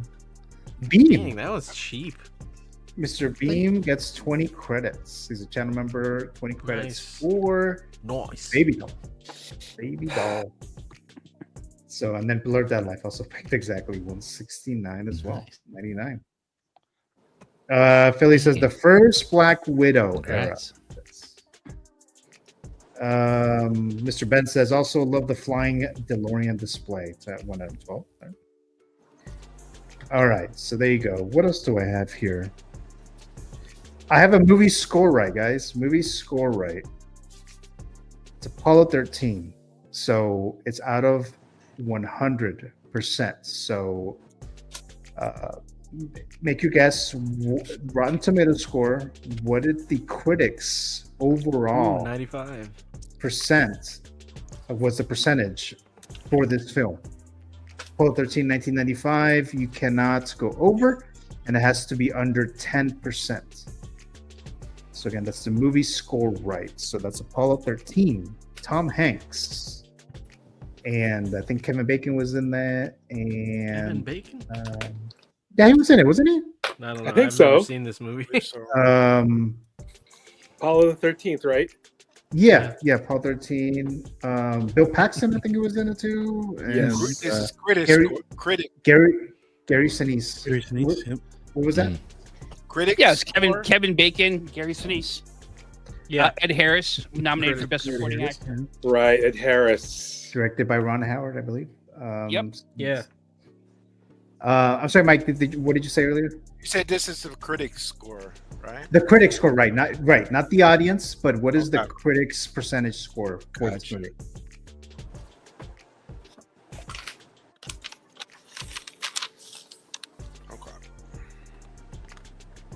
what is it? My Moss Superman was $199.99, so Baby Doll had to be about the same range. So, all right, you guys wrote down the percentage. Yep. All right, so let's start with Beam this time. So Beam's saying it's 90%. Wait, hold on a sec. There you go, 90%. All right. 90%.99. I know, right? Yeah. I guess that wouldn't work, right? Not sure. Oh, Mr. Feezy says 90% as well. Okay. yep. Okay. I got your text beam, so yeah, we're good. Shut up. Oh shit. Yeah. Okay. Mike says 85%. Okay. 85. Valkyrie. Let's go to Adam. Adam says 93. 3. Wow. 93. Houston, we have a problem. Wow. Yep. Is that where that line came from? Yes. Okay. 93% Valkyrie. Yes, that's 93%. All right. And then Eddie says 95%. All right. And then the last one is Robert. Feel the Burn. He's saying it's 87%. All right. All right. So let's look at the live chat here. We have Blue saying it's 89%. Mr. Chris Chong dropping by. Good evening, gentlemen. Hope you are doing well. Thank you, Mr. Chris Chong, for joining us. Good evening. See that you changed your profile picture. 69%. I have no idea what we're covering, but it's 69%. All right, there you go. 69%. Dudes. So there you go. Blur That Light says it's 94%. All right, so here we go. Oh, 96%. Wow. Damn. Out of 99 reviews. 99. Wow. So the one closest was Money. Eddie Money Mendez, getting 20 credits.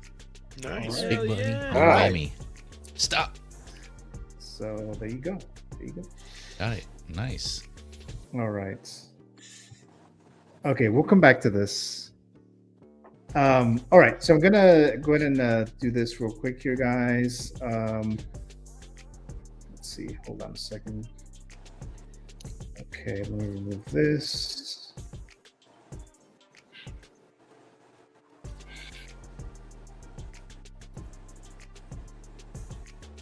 Where is it? Oh, here it is. Here you go. Action! Oh. Hey there. If you haven't already, what are you waiting for? Like and subscribe to the Movie Canon. What up, baby? It's Reverzio, and you're watching the Movie Canon. Make sure to like, comment, and subscribe. Hey friends, it's One Adam 12 here. Don't forget to subscribe to my friend, the Movie Canon, for all your movie, entertainment, horror, and 1/6 action figure talk.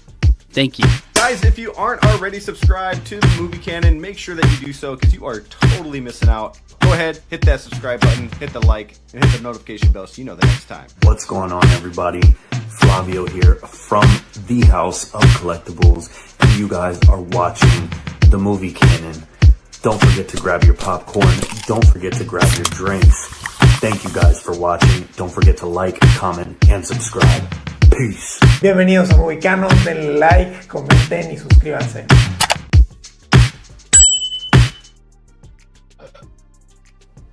Thank you so much to the ones who collaborated for this video here. Just to remind me to ask you guys to hit the like button, subscribe if you haven't done so already, and join the Canon Matrix membership if you haven't done so already. I am doing a channel members only giveaway tonight, probably in a little bit after we get into the fantasy figure zone. Not towards the end, but just a couple of presentations. Then we'll do the $25 Sideshow gift card for the channel members. So we'll do that in a little bit. But thank you so much. Hit the like button if you haven't done so already. Appreciate you guys watching live or in the replay. Thank you so very much. And I feel like we're missing some. Oh, there he is, Robert. There you go, Robert. Welcome back. Feel the burn?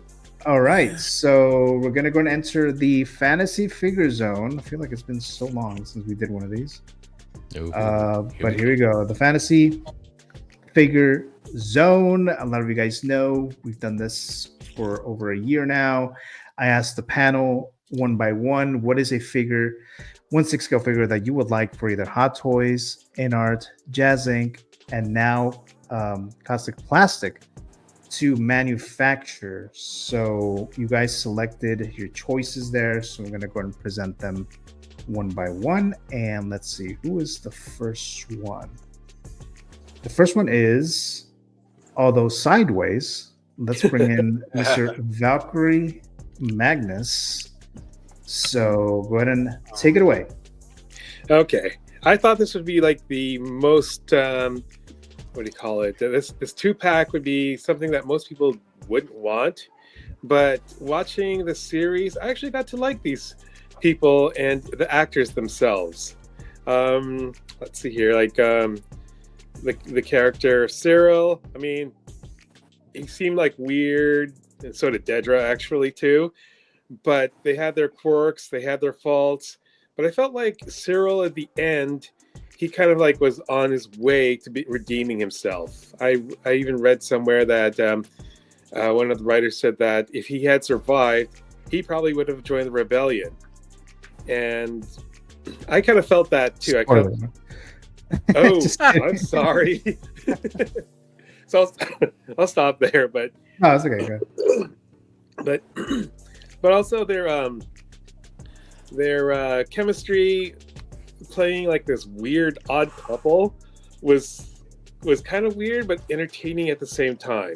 And then like watching the outtakes, it was really interesting because they actually praised each other for being like really good actors, coming up with like things that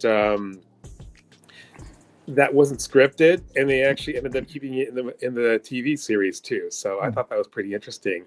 They seemed like in real life they're like cool people, and their characters not so much, but still interesting. And I did like their I did enjoy watching them in the series, even though they were kind of the bad guys.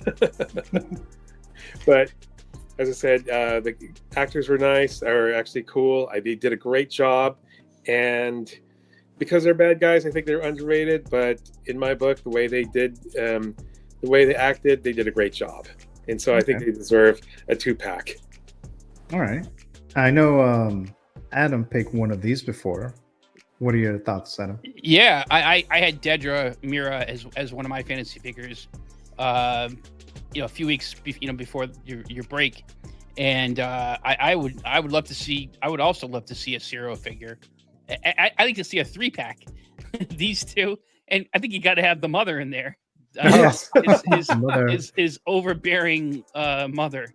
They did such a great job that at the end of that episode 8 of the second season with the Gorman massacre, you felt a little tinge of sorrow for the mother.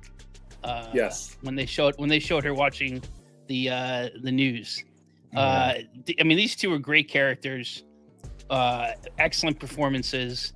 I'm kind of in the middle of watching a few shows, and one of them is on like Hulu, with the actress Denise Goff, or Go, I don't know how you pronounce her name, who plays Dedra, and she plays like the mother of a girl who goes missing. And it's a very different role. And she actually, in this series, kind of like, to me, she's not very attractive in this role because of the evil that she exudes. I mean, she's a bad person. And X-Men would disagree with you on that. And yeah, well, I don't know. To me, it's like loving a Nazi. I can't love a Nazi because it's akin to loving a Nazi. So, wow. I mean, what they do is, Tony Gilroy explicitly modeled some of the scenes after real life events that the Nazis did. But in this other role, she's attractive. So there's something. I mean, obviously there's makeup and there's hairstyling that they do, but it's just a great performance on. And I think she's not a Tony Award winning. She's an Olivier, which I guess is like the British Tony Awards, award winning actress in Great Britain for her stage work, and that's why Tony Gilroy hired her. And then there's a great show on Netflix with I can't think of the actor's name, but the actor who plays Ciro, he is like a time travel show where like this guy goes. It's like 5 different time periods, and he plays like an inspector for Scotland Yard in like the late 1900s. Really good show. I gotta think of the name of it, but whatever. Okay. It's on Netflix. Yeah, great choice.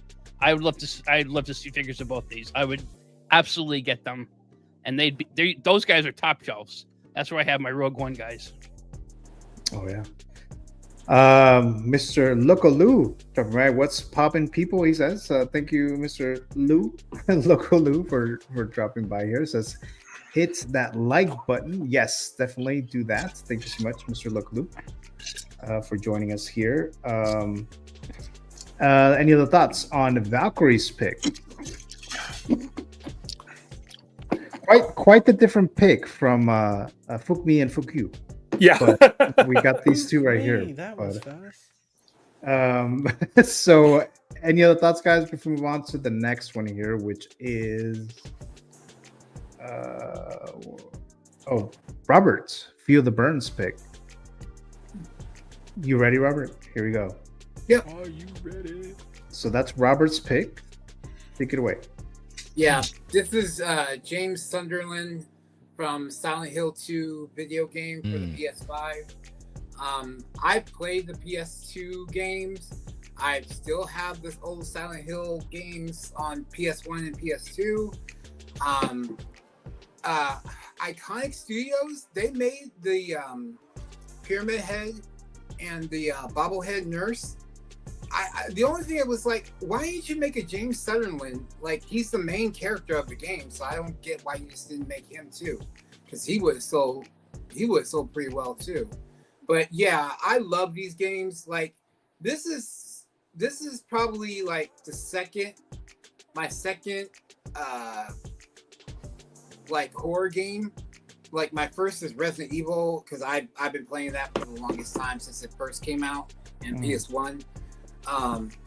But yeah, it was such a shame that I kind of didn't think about it, because I mean, they were selling all the other, Silent Hill stuff, so why not this one?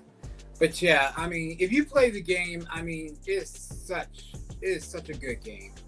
Very haunting, very psychological. It's just all around good fun. I love to play around like Halloween time. And so Did you like the film adaptations? I like the first one. The second one can eat ass. I don't like that one. The second one had Kit Harington, right, from Game of Thrones. Yes. Oh, did it? Oh, nice. Yeah, I think I remember seeing part of that. I didn't like any of either of the movies, but I played a little bit of the first game back in high school, but it's kind of creepy. Yeah, I mean, just playing it. The first movie, it was alright.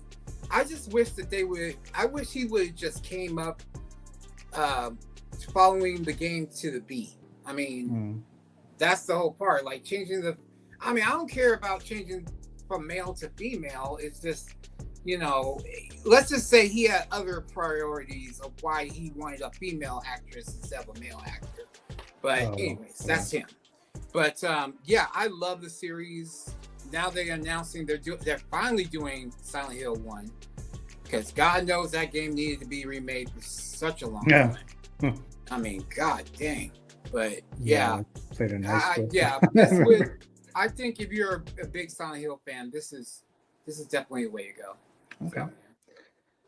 Any other thoughts, guys? Have you guys played this game or seen the movies or know this game? Yeah, I played the first one. The first one, was really trippy and crazy. That one. Yeah, there were some moments where I was just like, damn it, I was like ready to keep going. There was some really crazy, creepy stuff in that one. But yeah, I can't remember how far I played up to, but the movie was pretty crazy too. There were some pretty crazy scenes in that movie. But Overall, good. Yeah, good franchise. I think Iconic probably did the figures they did because they're more of the like creatures and horror or horror theme based figures. So I don't know if they just didn't plan on doing the human figures. I don't know. Maybe that's part of it because they just want to do like the creatures, quote, like or slash monsters. I don't know. I mean, it still would have been a good idea just to have, James in there with them to be like fighting them or something like that. You could pose them like that. Yeah. Or maybe if Damn Toys, because they made the Resident Evil figures. So I'm wondering if maybe they'll probably pick up the slack where Iconic left off. But you never know. But, yeah. All right. Any other thoughts before we move on to Adam's pick? I would cast Benjamin McKenzie to play this guy. Who is Benjamin McKenzie? He was in the OC and he played Gordon in Gotham. Oh, okay. Yeah, that's a good pick. That's a good cast. I think they are working on a movie, another movie, with the same damn director. Oh God, I'm kind of worried about that one because now they're going to do the first one because the first movie was based on it was based on the first one, but I don't know. It just didn't work well for me. But I enjoyed it. Okay. We'll see how they do with this new one. So the next pick here is Adam, and it's Gollum. I'm sorry. Gollum. What's your name from Andrew? Gollum. Take it away, Adam. Caesar. This is the character's name is Kino Loy from the first season of Andor, keeping with the theme. Valkyrie and I did not collaborate on this one. This is famous One Way Out scene episode and scene from Andor where they're on Narkina, the prison planet, and he's kind of like the chief inmate there that Cassian Andor has to convince they got to break out of that prison. And it's just an awesome performance. I think one of the most of both seasons of the show, one of the most iconic scenes and episodes when they break out of that prison. And then the fate of his character, as far as we know. And then, of course, it's played by, one of the great character actors of the last 25 years and a pioneer in motion capture since when he did Gollum and, Caesar and Planet of the Apes movies. And, of course, he was in Claw and Black Panther and in Avengers Age of Ultron. And so many movies. He's a director. He did the Venom sequels. So he's multi-talented artist. I'd love to have a figure of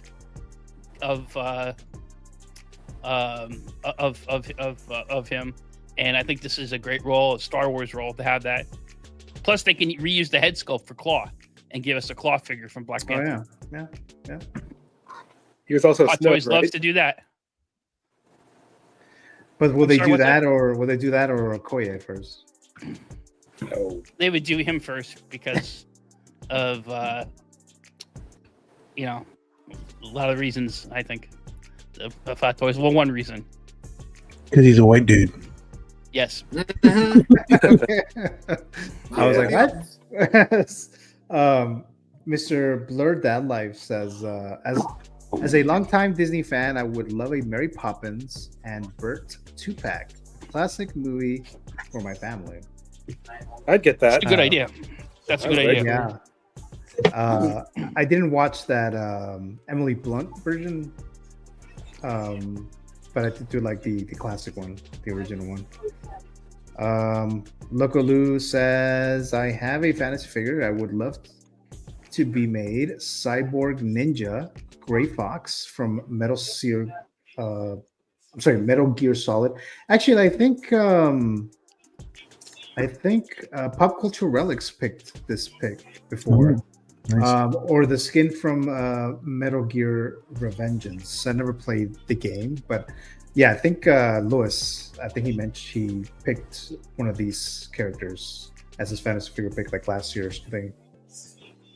Let's see. Any other thoughts, guys, on Adam's pick? Yeah, anything from Andor's a must. Anything.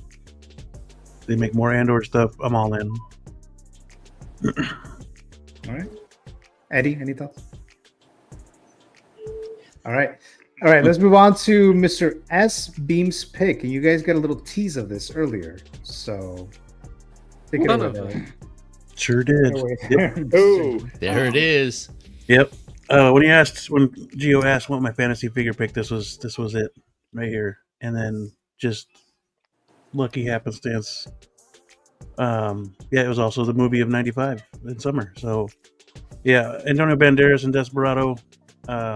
Great role, great story, awesome action in the film. Just something I've been wanting for a long time. They did a Zorro. I forget which company it was. Blitzway. Could have been. Was it Blitzway? Yeah. Oh.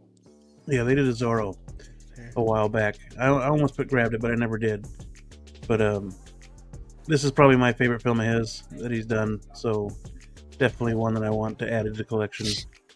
And I keep meaning to get to my stop motion version of the Mando doing that bar scene, but I haven't gotten around to it yet. That should be nice. One day I'll get around to it. Dancing on the bar, like he Dancing was on the playing bar? the guitar. No, not the beginning scene. The first bar fight that he does. Okay. That's what I want to do with him and Grogu. That'd be sick. Any other thoughts, guys, on this pick? This would be a day one pre-order for me, man. Me too. Yeah. I would have to get this. Same. Yes. Yeah. Maybe a 2-pack with Salma Hayek too. Yeah. Oh yeah. If they did it justice, right? Yeah, but yeah, Oh, like yeah. all the guns he'd come with, and Yeah. an actual Suitcase. guitar There's a with the guitar guitar case. case. Yeah, of with the course. guitar. Yeah. Opens Dark up. Knight full of You have guns. all the accessories inside, all the guns and everything. Yep. Nice. Yeah. Machete The, would be cool too. I would get that too. Oh yeah. Yep.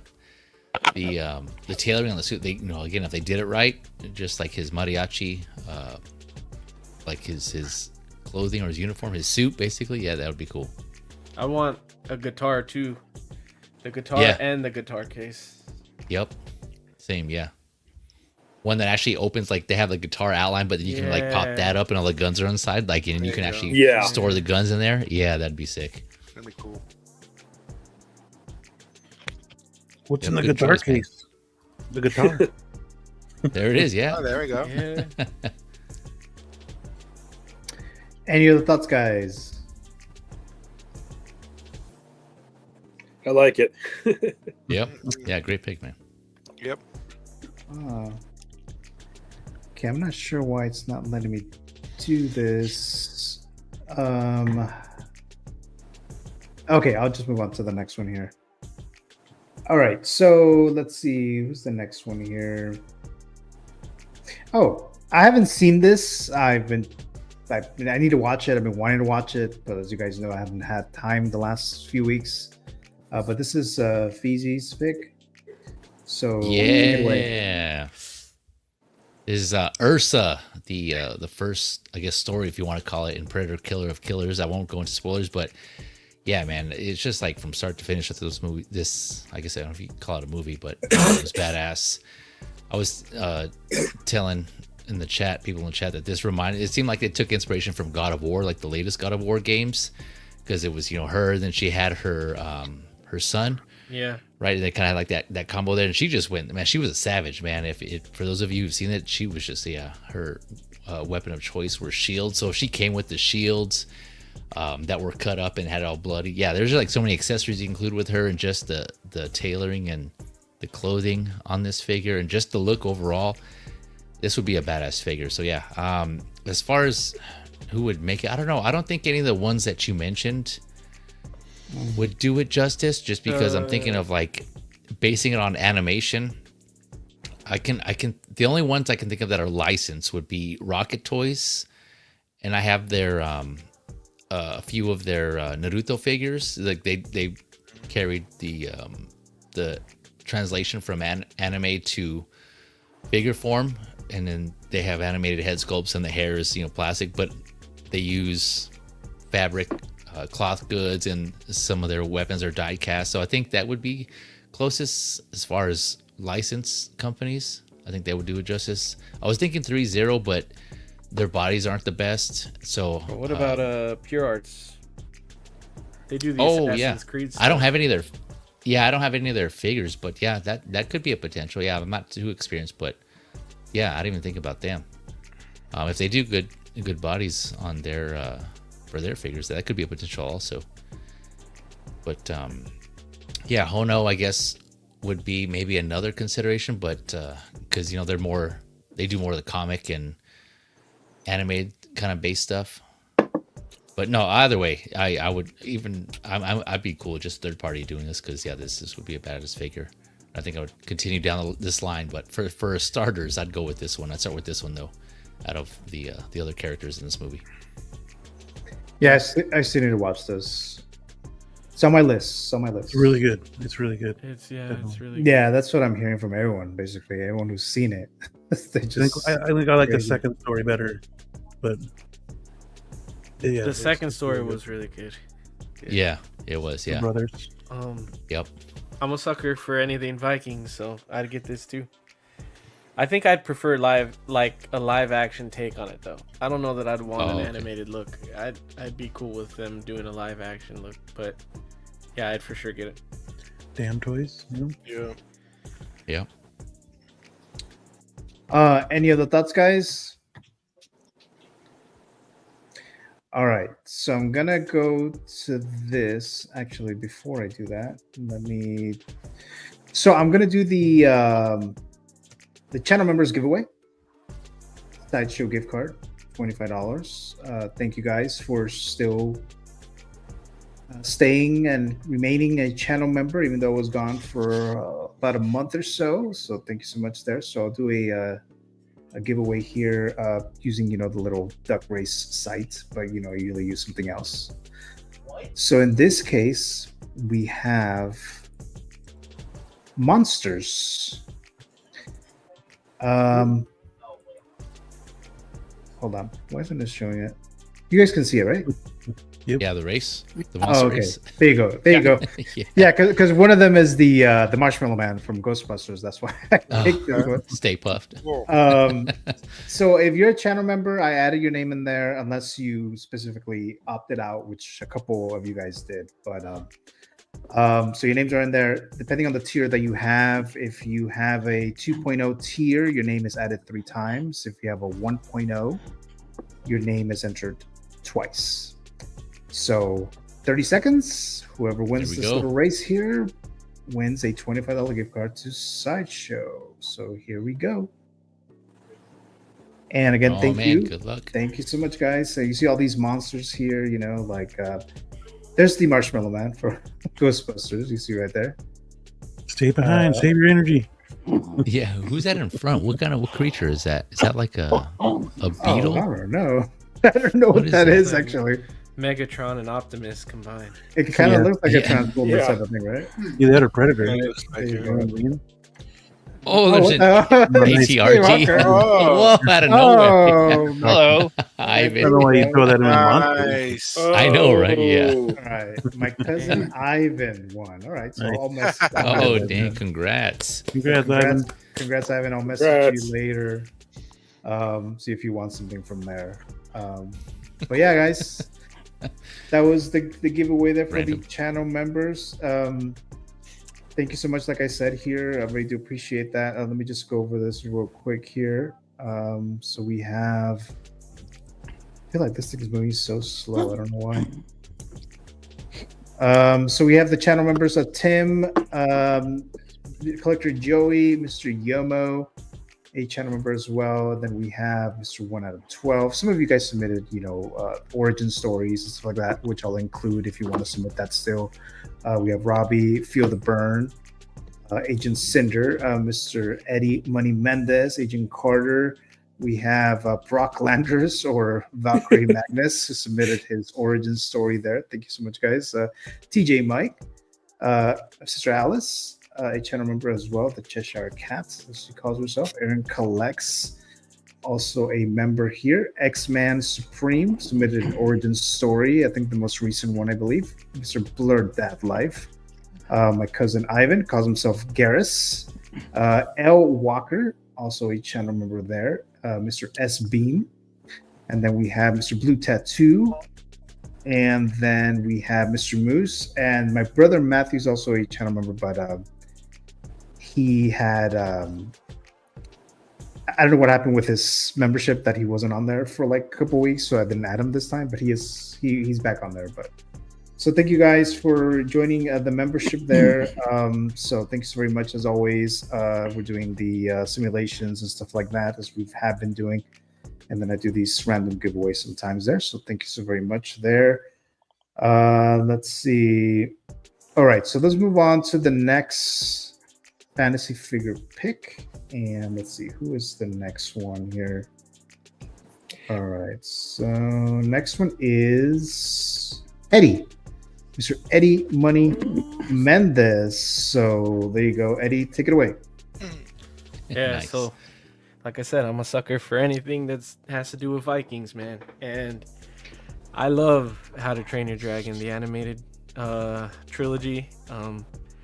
And I honestly didn't have high hopes seeing the live action.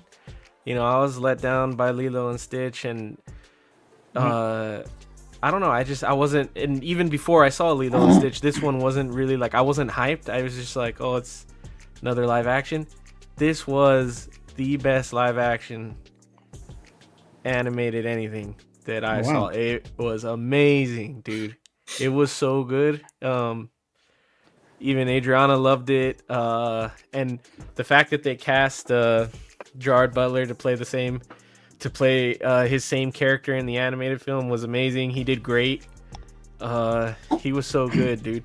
The whole thing the cast was great. Everything was great, and obviously everybody's gonna want Hiccup if they ever did do. I don't even know if people would want figures from this, but I'd love to get his dad.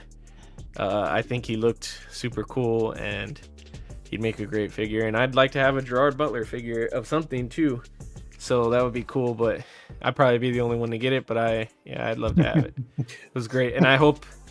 I mean, I'm hearing rumors that they're interested in continuing the live actions into the second movie at least. So hopefully it happens, because that would be dope. And there was even a rumor that the director would like to bring back the voice actor for that too, for the mom. So Kate Blanchett. Yeah, so that would be sick. But yeah, I loved it so much, dude. Honestly, I don't know. Everybody says like, oh, the best movie of the year is Sinners. Sinners a really good movie. It's really fucking good. I think arguably that's the best. And then I saw Mission Impossible, and I love Mission Impossible, and I was like, they ended it so perfectly that I was like, that's the best. But this one, like, I genuinely love. So I feel like this is my personal favorite for the year. It's not the best movie of the year probably, but I think this is my personal favorite of the year. I loved it a lot. So yeah. It's cool that you saw numerous amount of movies that you've seen in the theater that you loved so far already. Right? Yeah, it's been a good one. So that's pretty cool. I haven't seen this. Like I said, I'm planning on watching this soon. I heard some other rumors about the lead, the guy who plays Hiccup. They're looking into him maybe playing Link in the Zelda film adaptation. Yeah, I don't know if that that's true or not, but it would make sense to me. And he was in Black Phone, I believe, as well. I think he was in that. He was the kid in that movie. So yeah, I'm definitely planning on watching this. But any other thoughts, guys, on Eddie's pick? Yeah, this is an awesome pick. I saw this last weekend. I took Emily. This is the animated films are her favorite films. I mean, like I like Star Wars. She loves How to Train Your Dragon and Toothless. She's got a whole bunch of different versions of Toothless. In fact, I got her like a sideshow statue a couple years ago. She loves Toothless. She loves these movies. And because of the nostalgic value of her and I would take her. They always seem to come out like different holidays or end of school when the animated films came out. And I remember for the third film, I took her out of school early so we can go to see the film, kind of like my dad did with me with Return of the Jedi. So there's a nostalgic value. Okay. And this is a great remake. I'm a softie, and I teared up like twice in this film. It was such a good film. I would definitely, if they made 1/6 scale Hot Toys, whoever, I would get this for her. She would love these figures. Yeah, love it. And Feezy, you watched this movie too, right? Yeah, no, I agree with both Adam and Eddie, man. This one's, and again, I mentioned this in the chat, is faithful to animation. I love this one, man. Same, it just got me in the feels a couple of times, made me tear up because the animated one did that too. Not gonna lie. So I just love this all around. So yeah, it was great. Every time I saw Gerard or Stoic, that's the name of his character in the movie. Yeah. Every time I saw him, I was just like, damn, they made him look big. It was just like, because he's a big dude in animation, but like here in the movie, I was like, holy shit, how do they do that? Because I don't know if Gerard Butler's like that wide and big, right? They just, I don't know what they did. I'm curious to see behind the scenes, but I already got this on pre-order, 4K Steelbook. Oh, okay. I gotta order that. I saw you post it. So looking forward to that. I like the cover, but it's great. I took my kids. This is the first movie they saw in IMAX. We went to see this IMAX. Oh, nice. Nice. Yeah, they weren't fans of the actual theater because of like the seats and the way it was, but they like the screen and they did love the movie, and so it was a hit for the whole family. But nice. I agree, man. It was well done. Even if I wasn't from the movie, like just having like a Viking character in the display in the collection, just as a general Viking character would be bad. He lends itself to a great character, or a great figure, I should say, just like the tailoring and everything else that it would come with. So I would definitely get this if they did this. So hopefully they do, but we'll see. So I gotta watch this movie and 28 Years Later, hopefully this weekend. I would watch this first. But watch this.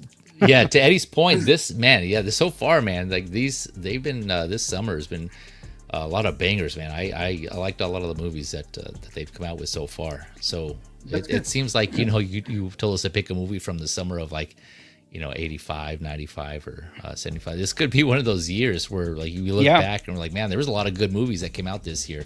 Oh, nice. Can I ask this question and just a reminder? This is the animation. They had 3 films, correct? Yes. Yeah. And a TV series. And a TV series. But then with this live action, is it going back to the first movie? Yeah. Yes. Yeah. Okay. Oh, actually, I want to ask that question. Is it like shot by shot, shot per shot? More or less. story? But there's a little bit of expansion. A little bit more added. But, and like they talk about Hiccup's mother more in this than they did in the first film. She's not in the first film. Yeah. In the animated. So they kind of give a little bit more of a setup for her appearance in the second film. Oh, okay. But every scene that Hiccup is in, it's almost, not only is it like frame for frame, he did the mannerisms. Like the lines are almost line for line. He did really good, dude. It's insane. They did add a little bit, and they did take away. Like in the beginning of it, in the animated series, it kind of shows how what happened to his mom and what happened to him, and like why they feared dragons and stuff. They didn't really do that in this one. Like it didn't show him as a baby. That was the only thing I noticed that they didn't have from the animated movie in this. The other important thing they did is they used in the same film composer, John Powell. He comes back and he uses his awesome score that's in the animated film in this. So I think that was very smart because music and a lot in great films, music is 75% of what makes these films great. You take away the score, it's not as good. I'm gonna have to check this out. I remember taking my son to the first one when it came out, and this is when remember the shades, the glasses, the 3Ds. That's when it first came out and everything. Yeah, and you're right. Even running that was like super 3D, not like the old ones we used to have. And it says, it freaked him out. He was a little kid. We freaked him out, but he got through it. So, but it was, I remember seeing that. Yeah, the first one was in 2010, so I know that's when they were doing all that 3D shit. Yeah. So, yeah. Any other thoughts, guys, on Eddie's pick before we move on to Mike's pick? Yes. TJ Mike. Great pick. Yep. Good pick. All right, here we go. So this is Mr. Tijuana Mike, aka King Churro's pick. So take it away there. Okay, and it says this is, and I'm going to give you a little background on this, and probably not everybody knows this character. I was sitting down while I'm watching the series on Max, which is Chespirito, and yeah, this is the biography and show. It's not a documentary. It's a biography series that's on Max right now, showing, the start. The rising of this star, which is Roberto Gomez Bolaños, which is AKA Chespirito, which is AKA El Chapulín Colorado, AKA El Chavo de Ocho. Yeah. So, yeah, but I mean, I was really, when I picked this one, it was kind of like, this is a kid show that I grew up with, and it's a very Latino show that here in Mexico, this actor and the whole show and everything are icons, and down here down south, and then it was what I was driving to El Chapulín, Colorado, is like, where's our Latino or Hispanic superheroes? Very, very rare and thin. I think I picked this one, but I think we have for representation Blue Beetle, and it says, and then after that I don't know. And it says, so I picked this one for that, just a fantasy figure. I wish they would do, and the only one that ever did it was Iron Studios, and it says they did the whole cast of El Chavo de Ocho. Oh, okay. Yeah, they did everybody, and that was like a Ghostbuster kind of thing, similar. And it came out, sold out, boom, never done it again. And it says so, because I believe Iron Studios is somewhere, I forget, Dominican, and this is their offices, the factory and everything, so they know of this character also. Yeah, it was a big sellout, and I wish I could have get it. So hopefully they would do this in 1/6. The show for El Chapulín Colorado came from 1973 to 1979, and let me tell you that the definition of El Chapulín Colorado is basically red grasshopper. Yeah. So yeah, that's a little bit on that. Wait, did this run before El Chavo del Ocho or after? After. It was after. Okay. Yeah, I think this was kind of like what you can call a spin-off. And it says okay, because I remember I used to watch this and then El Chavo del Ocho when I was like really I think they were almost simultaneously on, because he would just change the suit, and it says so for one show to the next show, and it says, but yeah, so I mean, like I said, they're icons and Mexican culture down here, and I mean, even over there in the States, we all grew up some way, somehow. This came on TV. I just remember that show seemed so old, even when I was younger. So. They still show it on TV here, and it says it'll come on. Yeah, and it gets that kind of that grainy look. That kind of it just looked old. Very old. And it says, and then they had the laugh track or whatever. Yeah, I mean, it's part of the whole scene of that, and it just brings a little bit of history toward that. But I don't expect everybody to know this particular character, but it would be a fantasy of mine if they did that. I know they've done Funko, I think. Funko Pop. Yeah. I believe so, yeah. Yes. I feel like there was third-party figures. Yeah. Like, of this dude and the guy with the barrel. Who had the barrel on? El Chavo. Chavo. Yeah, I feel like I saw those before. Oh, okay. Yeah, that's the only ones I've seen from Iron Studios. I've seen him, and they had him in the barrel, and then they had all the rest, the whole cast. And it was. And then they did animated versions of this. Both this character and the Chavo El Ocho.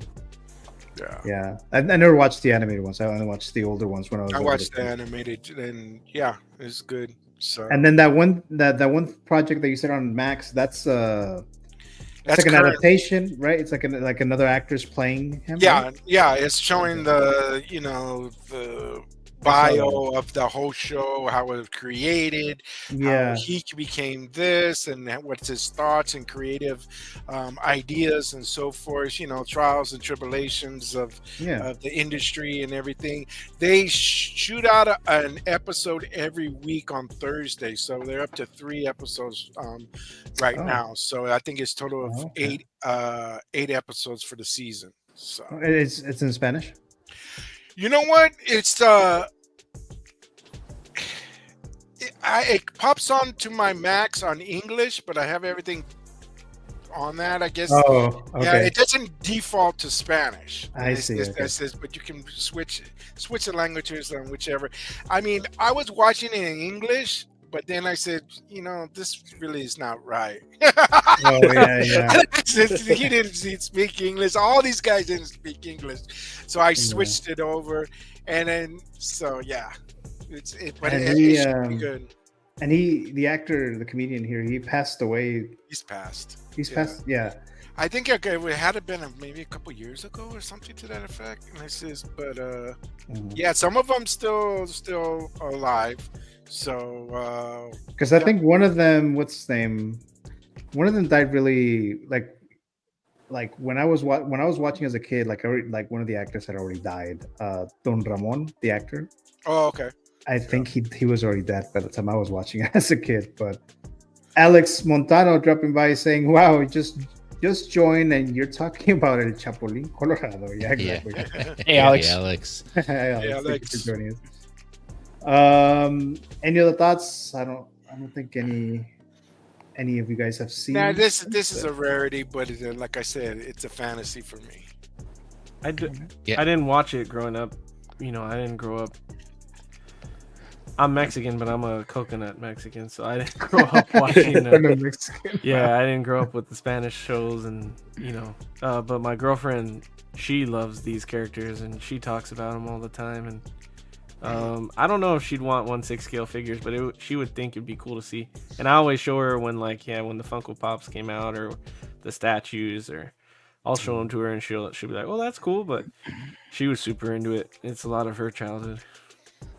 Oh, yeah. I would probably get it just so my parents could see it, just so I can have the Chapulín Colorado 1/6 figure. Yeah, it's Iron Studios. When they did it, it was 1/10 scale. Oh, okay, yeah. Oh, okay. So. Yeah, I was gonna say same as Eddie. I think this was already. It was before my time, but I knew of it. I think I've caught a couple episodes here and there, like clips, just parts of it. I never watched it all the way through. But at the time, when I was younger, I didn't know Spanish during then, so that's probably why I didn't really watch it. But no, it's just really cool. For one, I want to point out that this kind of looks like figure craft. Not gonna lie, you're not gonna look at this guy here. Looks like Philly. Philly. I can't unsee that now. That's his secret identity. Yeah. Yep, he goes around. He does the Chapulín look-alike on the side. Yeah. For 2 though, no, just how far this character has reached in pop culture, like how long it's been going on. You guys mentioned, I didn't know it was a Funko, but that's kind of cool. But also, for those of you that play Fortnite, this is also there's a Fortnite skins based on this as well. I don't know if this actual character is in there, but I know I've seen the Fortnite basic players. They put them in this skin where it's all in red with the antenna, I guess it's supposed to be. Oh, okay. It's fun. Yeah, I think my wife used to watch this, and so when I saw those skins in the game, she automatically knew what they were based on. Okay. Yeah, so it's kind of cool. It's just the significance it's had in pop culture and how far it's going on, even today. So it's really cool. Oh yeah, that extends that far. All right. Well, any other thoughts, guys, on TJ Mike's pick? All right. All right. Well, thank you so much, guys, for your inputs. Your selections. Fantasy Figure Zone. Always fun to see what you guys pick and talk about what you guys are, you guys love and would like to see in 1/6. It's always fun to see. Let's see. I have like a couple games. I don't know if you guys want to do this or not, or we can save them for next time. But it's up to you guys. But I'm down. What's up to the rest of you? Yeah, whatever you guys want to do. All right, so let's just do one of these then, and then we'll wrap things up. So, you guys seen this before? The Know Thy Fellow Collector. I introduced it not too long ago. Let me see here. Where is it? Crap. Hold on a sec, guys. Know Thy Collector. Okay, so for this one, since I think most of you guys have done it, I think who hasn't been part of the Know Thy Fellow Collector yet? Okay, TJ Mike, is that the only one who hasn't? Right? Okay. I think so. So let's see. Let's do this real quick. Okay, so I'm going to reveal 3 1/6 scale figures, either Hot Toys or whatever. You guys have seen Keep, Gift, or Destroy on this show before, and TJ Mike is going to be the focus on this. So, of the 3 figures that you'll see on screen, I'm going to ask TJ Mike. He won't reveal it until the end, but TJ Mike will have to pick which one of these 3 figures he's either going to keep, gift, or destroy. I'll tell him which one it's going to be. Is it going to be gift? Is it going to be keep or destroy? And then you guys write down your guess, the one that you think TJ Mike is going to do. And then at the end, TJ Mike will reveal which one he actually would keep, gift, or destroy. So it's just one. There's just one of them here. So in honor of Batman Forever, since the anniversary just passed on June 16th, so the 30th anniversary of Batman Forever, so I selected these 3 here. So again, TJ Mike is the focus. So of these 3, then Mike, don't say it, just write it down, and then you'll reveal it at the very end. Of these 3 figures, which one would you gift? So then TJ Mike is going to write it down. He'll reveal it at the end, but then you guys will guess which one Mike is going to gift of these 3: the Batman Forever, Val Kilmer Batman, Sonar Batman, the Batman Forever Robin, or the Mars Toys Jim Carrey Riddler. So one of these 3 TJ Mike is going to gift. So which one is it that he's going to gift? So you guys can write that down, and then I'll full screen you guys one by one. And then at the end, I'll show TJ Mike's pick. I'm ready. Okay. I got it. All right. Anyone need any more time? Just a sec. So just gifting, right? Right, just gift. Okay. Which of these 3 is Mike going to gift? Only gift. Yeah. This is tough.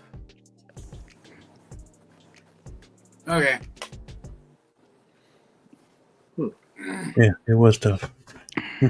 All right, so here we go. So I'm gonna go with Robert first. So Robert, go ahead and show Robin. Okay. Hell to yeah. I'll take it. Yeah. Yes. All right, so I think I spelled this wrong. I don't want to hear anybody say shit either. So now I gotta go over there. So Spell check, yeah. Riddler. Riddler. I gotta put the diddler. The diddler. All right. Riddler. I just wrote it down the way Eddie wrote it too. Jesus. Valkyrie Magnus. He said he will gift Robin. All right. So he thinks Mike is gonna gift Robin. All right, so let's go. You're still sideways. Let's go to Adam. What does it say? Gift Robin, right? Robin. Yeah. All right, Robin.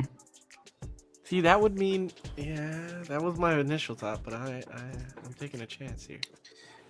Beezy says Diddler. Diddler. Yeah. Okay, Riddler. Yep. All right, and then we go to let's go to Mr. Beam. Mr. Beam says he's gonna give Batman. Really? Okay. Wow. All right. Yep. All right, so let's see what the live chat says. I think I saw one in there. Mr. Blue say that Mike is going to gift the Throbbin. So we'll see right now. So I got all of you guys' responses right. Yeah. All right. Mr. TJ Mike, reveal which of these three are you gifting? Dun, dun, dun. Gifting would be the Diddler. Yeah. Diddy strikes again. What did he choose? The See that guy right there? Oh yeah. Oh. Nice. Yeah. That's the one that you're gifting. All right. So the ones who got this right was Eddie, Feezy, and Yes, sir. Yeah, so just Eddie and Feezy. So they got it. And right. yeah, and this is a hard one because I have all three of these figures. So Oh, it's do you? Yes. Yeah, me too. I have That's all why I three. figured you chose Batman because you already have Batman. I had all three. I sold Riddler. Oh, you did? Wow. I don't like the likeness. Yeah, the likeness is like I almost didn't buy Riddler because of the likeness, the Jim Carrey likeness, but I was like, I want some representation. Yeah. Yeah. Two-Face is much better. Tommy Lee Jones, the Mars toys. Whenever it comes. Yeah, right. Whenever that comes, right? Exactly right. All right, so that was just the Know Thy Fellow Collector here for tonight, guys. So I think we're good for tonight here. So thank you for coming back here after my month-long. I guess it wasn't really a break, but I was gone for a month. But yeah, thank you so much, guys, for coming back here. Channel members, thank you so much as well. So I'm gonna go ahead and show you guys his channels and Instagrams and stuff like that. So let's start with Mr. 1Adam12. So what do you got going on, Mr. Adam? Gio, welcome back, guys. It was awesome streaming tonight. I've been looking forward to it all week and looking forward to, I had minor outpatient surgery in my leg today. So I was thinking, geez, I hope I'm in good shape to do this tonight. So I was really looking forward to this. Great stream, some good topics. I just posted this evening a unboxing of InArt's Aragorn, and it broke our souls. I mean, it was we had one issue after another with this figure. Wow. It's fun video. No, I mean, I still like the figure, and it's still here. It's a good figure, but it's just, and probably it may be my last InArt figure I ever get. I do have the InArt, I do have the Joker, the original Heath Ledger Joker, and I do like that figure too. It's got some issues, but I do have the figure. I do like the figure a lot, but it might be my last InArt figure. Not even Christopher Reeve. Sticking to the Hot Toys.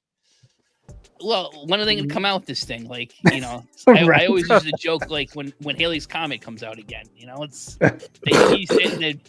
They teased it a year and a half ago or something. Now we've heard nothing from it. They find everything else to come out with, but not the figures like the Walking Dead figures and the Hobbits. I don't know, whatever. Dumbledore does it. Yeah, I'm whatever. But check it out. We have some fun with it, and I think Emily loses it. Actually loses it trying to get the belt on Aragorn, and the biggest problem they have is the magnets on the stand, or it's a pain in the butt. I finally was able to get it to stand, but when you have this expensive figure, a beautiful looking figure, beautiful stand, and you're thinking, gee, I'm going to have to spend $3 to get that cheap ass Amazon stand to pump the figure on.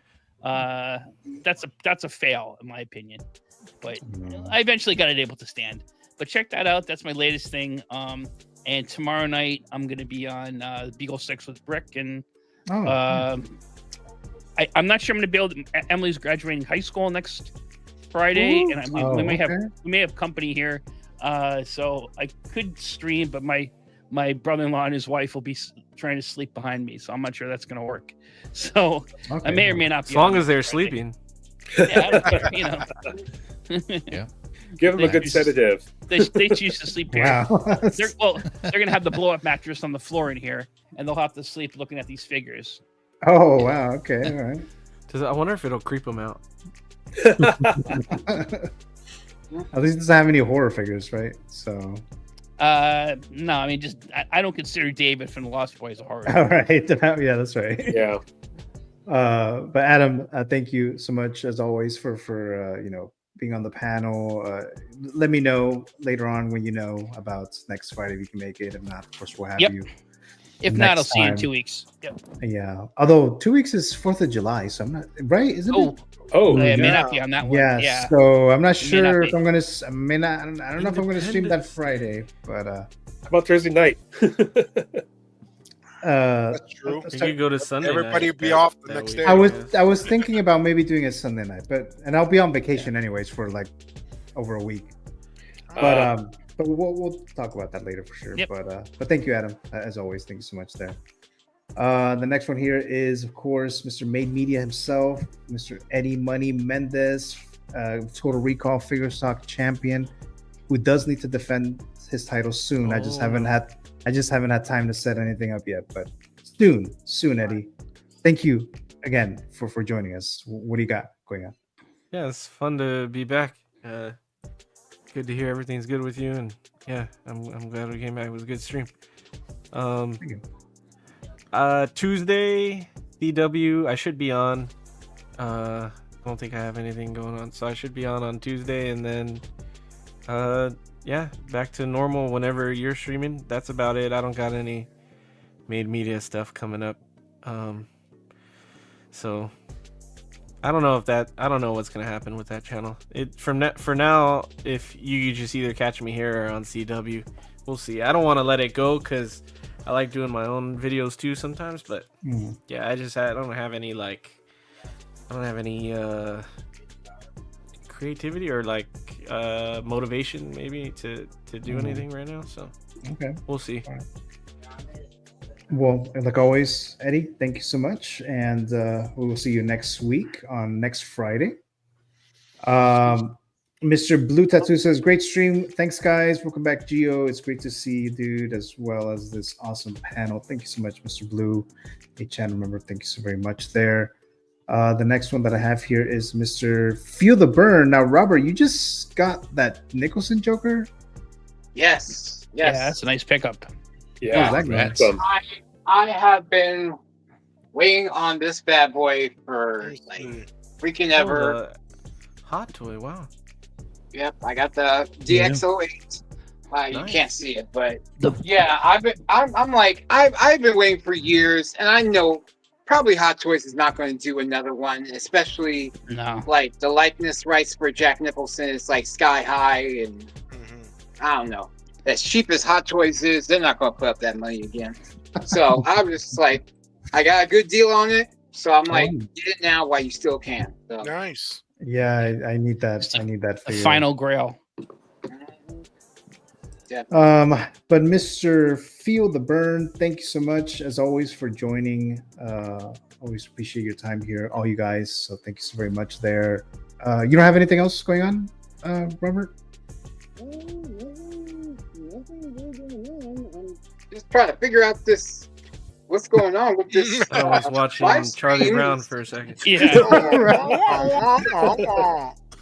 Yeah, I was like, is it just me and Mama having some kind of like an episode or something? No, I don't know why. Because like when I copy the link to your stream and I go to my app, it's saying something like what's it say right now? Please use a StreamYard Studio link to enter Studio. So I'm like, what the hell do you mean? Yeah, we'll have to test that out probably later on, Robert. Like outside of this. I don't know if you may have changed something when you moved, or I don't know. Maybe it's me. I just StreamYard's been having issues lately. Oh, okay. No wonder. Okay. Okay. So it ain't me. It ain't my fault. Good. All right. Well, again, Robert, thank you so much there. My next one here is Mr. Feezy. Feezy's Figures. Hey, yes, sir. What do you got going on? Thanks again, Gio. Yeah, welcome back, man. It was good to have you back. Good to be streaming with you and everyone else here. Get the crew back together. As far as me, I know I've been overdue for a figure lowdown, and so that I'm looking to do that tomorrow. What is that? 6:21, sometime middle afternoon Pacific time. So of course, any of you here want to join, you're welcome. But yeah, that's what I'm aiming for. I haven't scheduled it, but that's what I'm looking to do. Figure lowdown. 6 p.m. If not, then it'll be soon. I'm still prepping it, so I want to get that done because I know it's been a while. If not, Hot Talk, my latest episode of Hot Talk is up there as well as the other ones before that. There's a playlist going on for both Hot Talk and Figure Lowdown, so you can check out my channel. Of course, if you want to be notified, subscribe so you can get those notifications, and I'll put it on my social media as well. So if and or when I schedule that Figure Lowdown, that'll be up there on there as well. But thanks again, man, for having me on. It was good to have you back. Good to be back on here. Always looking forward to these. So I think I should be back next Friday as well. So you catch me here on the Movie Canon if nothing comes up. But yeah, I'll be back here, man. Thanks. What happened to the Sinners? Oh yeah, honestly, I've been procrastinating on that. I still need to do that. Gio, so on my Feezy's Media channel, Gio and we did a discussion / review of Sinners, and so I went back and I listened to it, and I noticed some of the audio was off. It was weird, so I need to go back and editing, which I'm not really a big fan of, but I need to do that. Way overdue. We recorded that like the beginning of, what is it, May, I think, like a month ago. Yeah. I talk shit about Sinners, by the way. Just kidding, I did it. I did. No, we both said good things about it. It was a good discussion. I just need to, the audio is just off, and I don't want to put it out there. I feel bad putting it out there and the audio being just out of whack. So I need to go back and actually do some editing for a change, and then put it all together. So that's it's still in the works. That's coming. Look for that on my Feezy's Media channel. But thank you for reminding me, Gio. All right. Well, thank you so much, Mr. Feezy. Hope to see you back here next week and over the weekend if you do your streams. And then that's the Sinners show or stream there, video. Mr. Valkyrie Magnus, what do you got going on, Mr. Valkyrie? It's basically, I was going to say, I'm glad to have you back, Gio. It's there we go. I know, right? Actually, I couldn't do it right because I have a plug on the bottom of my screen, so I couldn't do it. But it's charged enough so I can take out the plug and put it somewhere. Oh, okay. Yeah, but just glad to have you back. Glad we can get the whole band together again because this is awesome. One thing I was working on, it sounds kind of interesting, and I just put this new picture on Instagram, and it's this Spider-Man, which I actually bought some extra things, he's got his beer bottle, he's got jeans. Corona. Yeah, the jeans actually. Yeah, the Corona I got from Amazon. The jeans I bought off of Amazon as well, and it fit. Oh shit. That's really cool. And then for footwear, I bought these Nike slippers on eBay. That's dope. I need those. Nice. Okay. Yeah. And he's got that's Edith there, right? The glasses. Yes, it is. Yeah, you got it. Edith, right. Cool. So my project. My Neo sunglasses from the Hot Toy figure that I have broke in the move. So then I remembered Valkyrie said something that he gets some 1/6 scale accessories, and they have a shitload of sunglasses on Amazon. Oh yeah, yeah. So I got like 4 of them for Neo now. So Amazon has some good stuff for 6 scale. Yes, they do. Like accessories. Wow. Yeah. Okay. Yeah, the pants. I couldn't believe they had pants there for Hot Toys figures. I was like, geez, jeans. And with a belt, a working belt, too. Speaking of belt. Yeah. Nice. Very nice. Very nice. Mm-hmm. And the beer. Don't forget the beer. They actually have like wine bottles. They have. Yeah. I saw that. I saw those too. Yeah. What else? They also have like vodka. Oh wow! Just crazy. Like even for X-Men, they found like he was like looking for like band stuff, and they had guitars. They've got tons of stuff for 160. They have a cigar. What was that? Did they have a cigar? I don't know. Guitar. Guitar. Oh, okay, but not a cigar. Yeah, I not a cigar, think he would have wanted a cigar too. Yeah, he would have for his yeah. But Valkyrie, as always, thank you so much for joining. As always, I do appreciate your time as well. So thank you so much there. Glad to be here. Thank you. And we have Mr. S Beam, who has his live stream show on Monday nights. So take it away, Mr. Beam. Yeah, always a great time here. Good to be back here with you, Gio, and the rest of the crew, Canon Council. There you go, the guitar right there. Yep, there's the guitar. Nice. The mariachi figure. It's actually going. I'm going to use it for my cowboy diorama that I'm doing. Oh, okay. So, yeah, it's Play always Stairway great to being Heaven. with you guys. Always great being here with you guys. Mondays for collector's figure, and yeah, that's about all I got going on right now. So. All right. Well, thank you as always, Mr. SB, for joining us here, and your show on Monday nights. So, all the links for all you guys' channels and Instagram, it's always in the description of each video. So, if you guys are watching this and you want to know where the channels are and stuff like that, go there. It's always there. So, thank you so much, Mr. SBeam, and I believe. Last here is Mr. Tijuana Mike, aka King Churro. What you got going on, Mr. Mike? Yes. First, I want to say thank you for inviting me to the show. It's always a great time with you and the rest of the crew going through all this, the news and figures and so forth. But one of the things I want to tell you, Gio, you do you. And take care of yourself. And it says, never worry. We'll be here to support you when you return. And it says, we're here to support you and the show. So, thank you. Thank you, Mike. So don't ever worry about that, whether it's month or whatever the sense could be. We're here to support you. And thank you so much for the invite. And now what I got going on, I'll have Monday nights with Beam. At a collector's figure, and if you send me another invite, I'll be here next Friday. All right. Well, thank you so much, TJ Mike. Appreciate the kind words. Thank you so much for joining us here.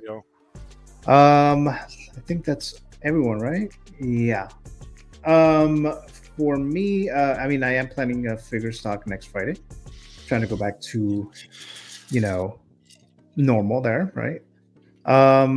For tomorrow, I am going to be on 16Fix channel, the Más o Menos, Jose Plus, and the King Shark Tank. I am going to be a guest judge. And then we have Vita versus James. So the couple going against each other as they pitch their figures ideas. So tomorrow, June 21st, 2025, 11 a.m. Pacific time, 2 p.m. Eastern, 6 p.m.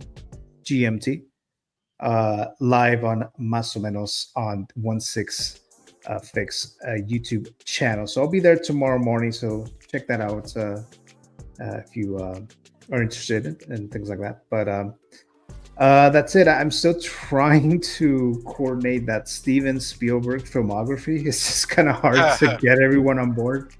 I do want to do it hopefully soon. And then I do want to do that Batman Forever anniversary discussion, hopefully with Jose and if Eddie's available sometime soon. But do you guys hear some kind of noise? I don't. No. Okay, Music. Could be the heater in my Allergies tripping. house because it's kind of cold here. oh, okay. I'm not sure. There's some kind of noise going on over here. I don't know what it is, but anyways, if you guys can't hear it, it's fine. But all right, guys. So again, that's what I got going on there. In the future, next week and stuff like that. Tomorrow, Jose saying thanks for the plug, Geo.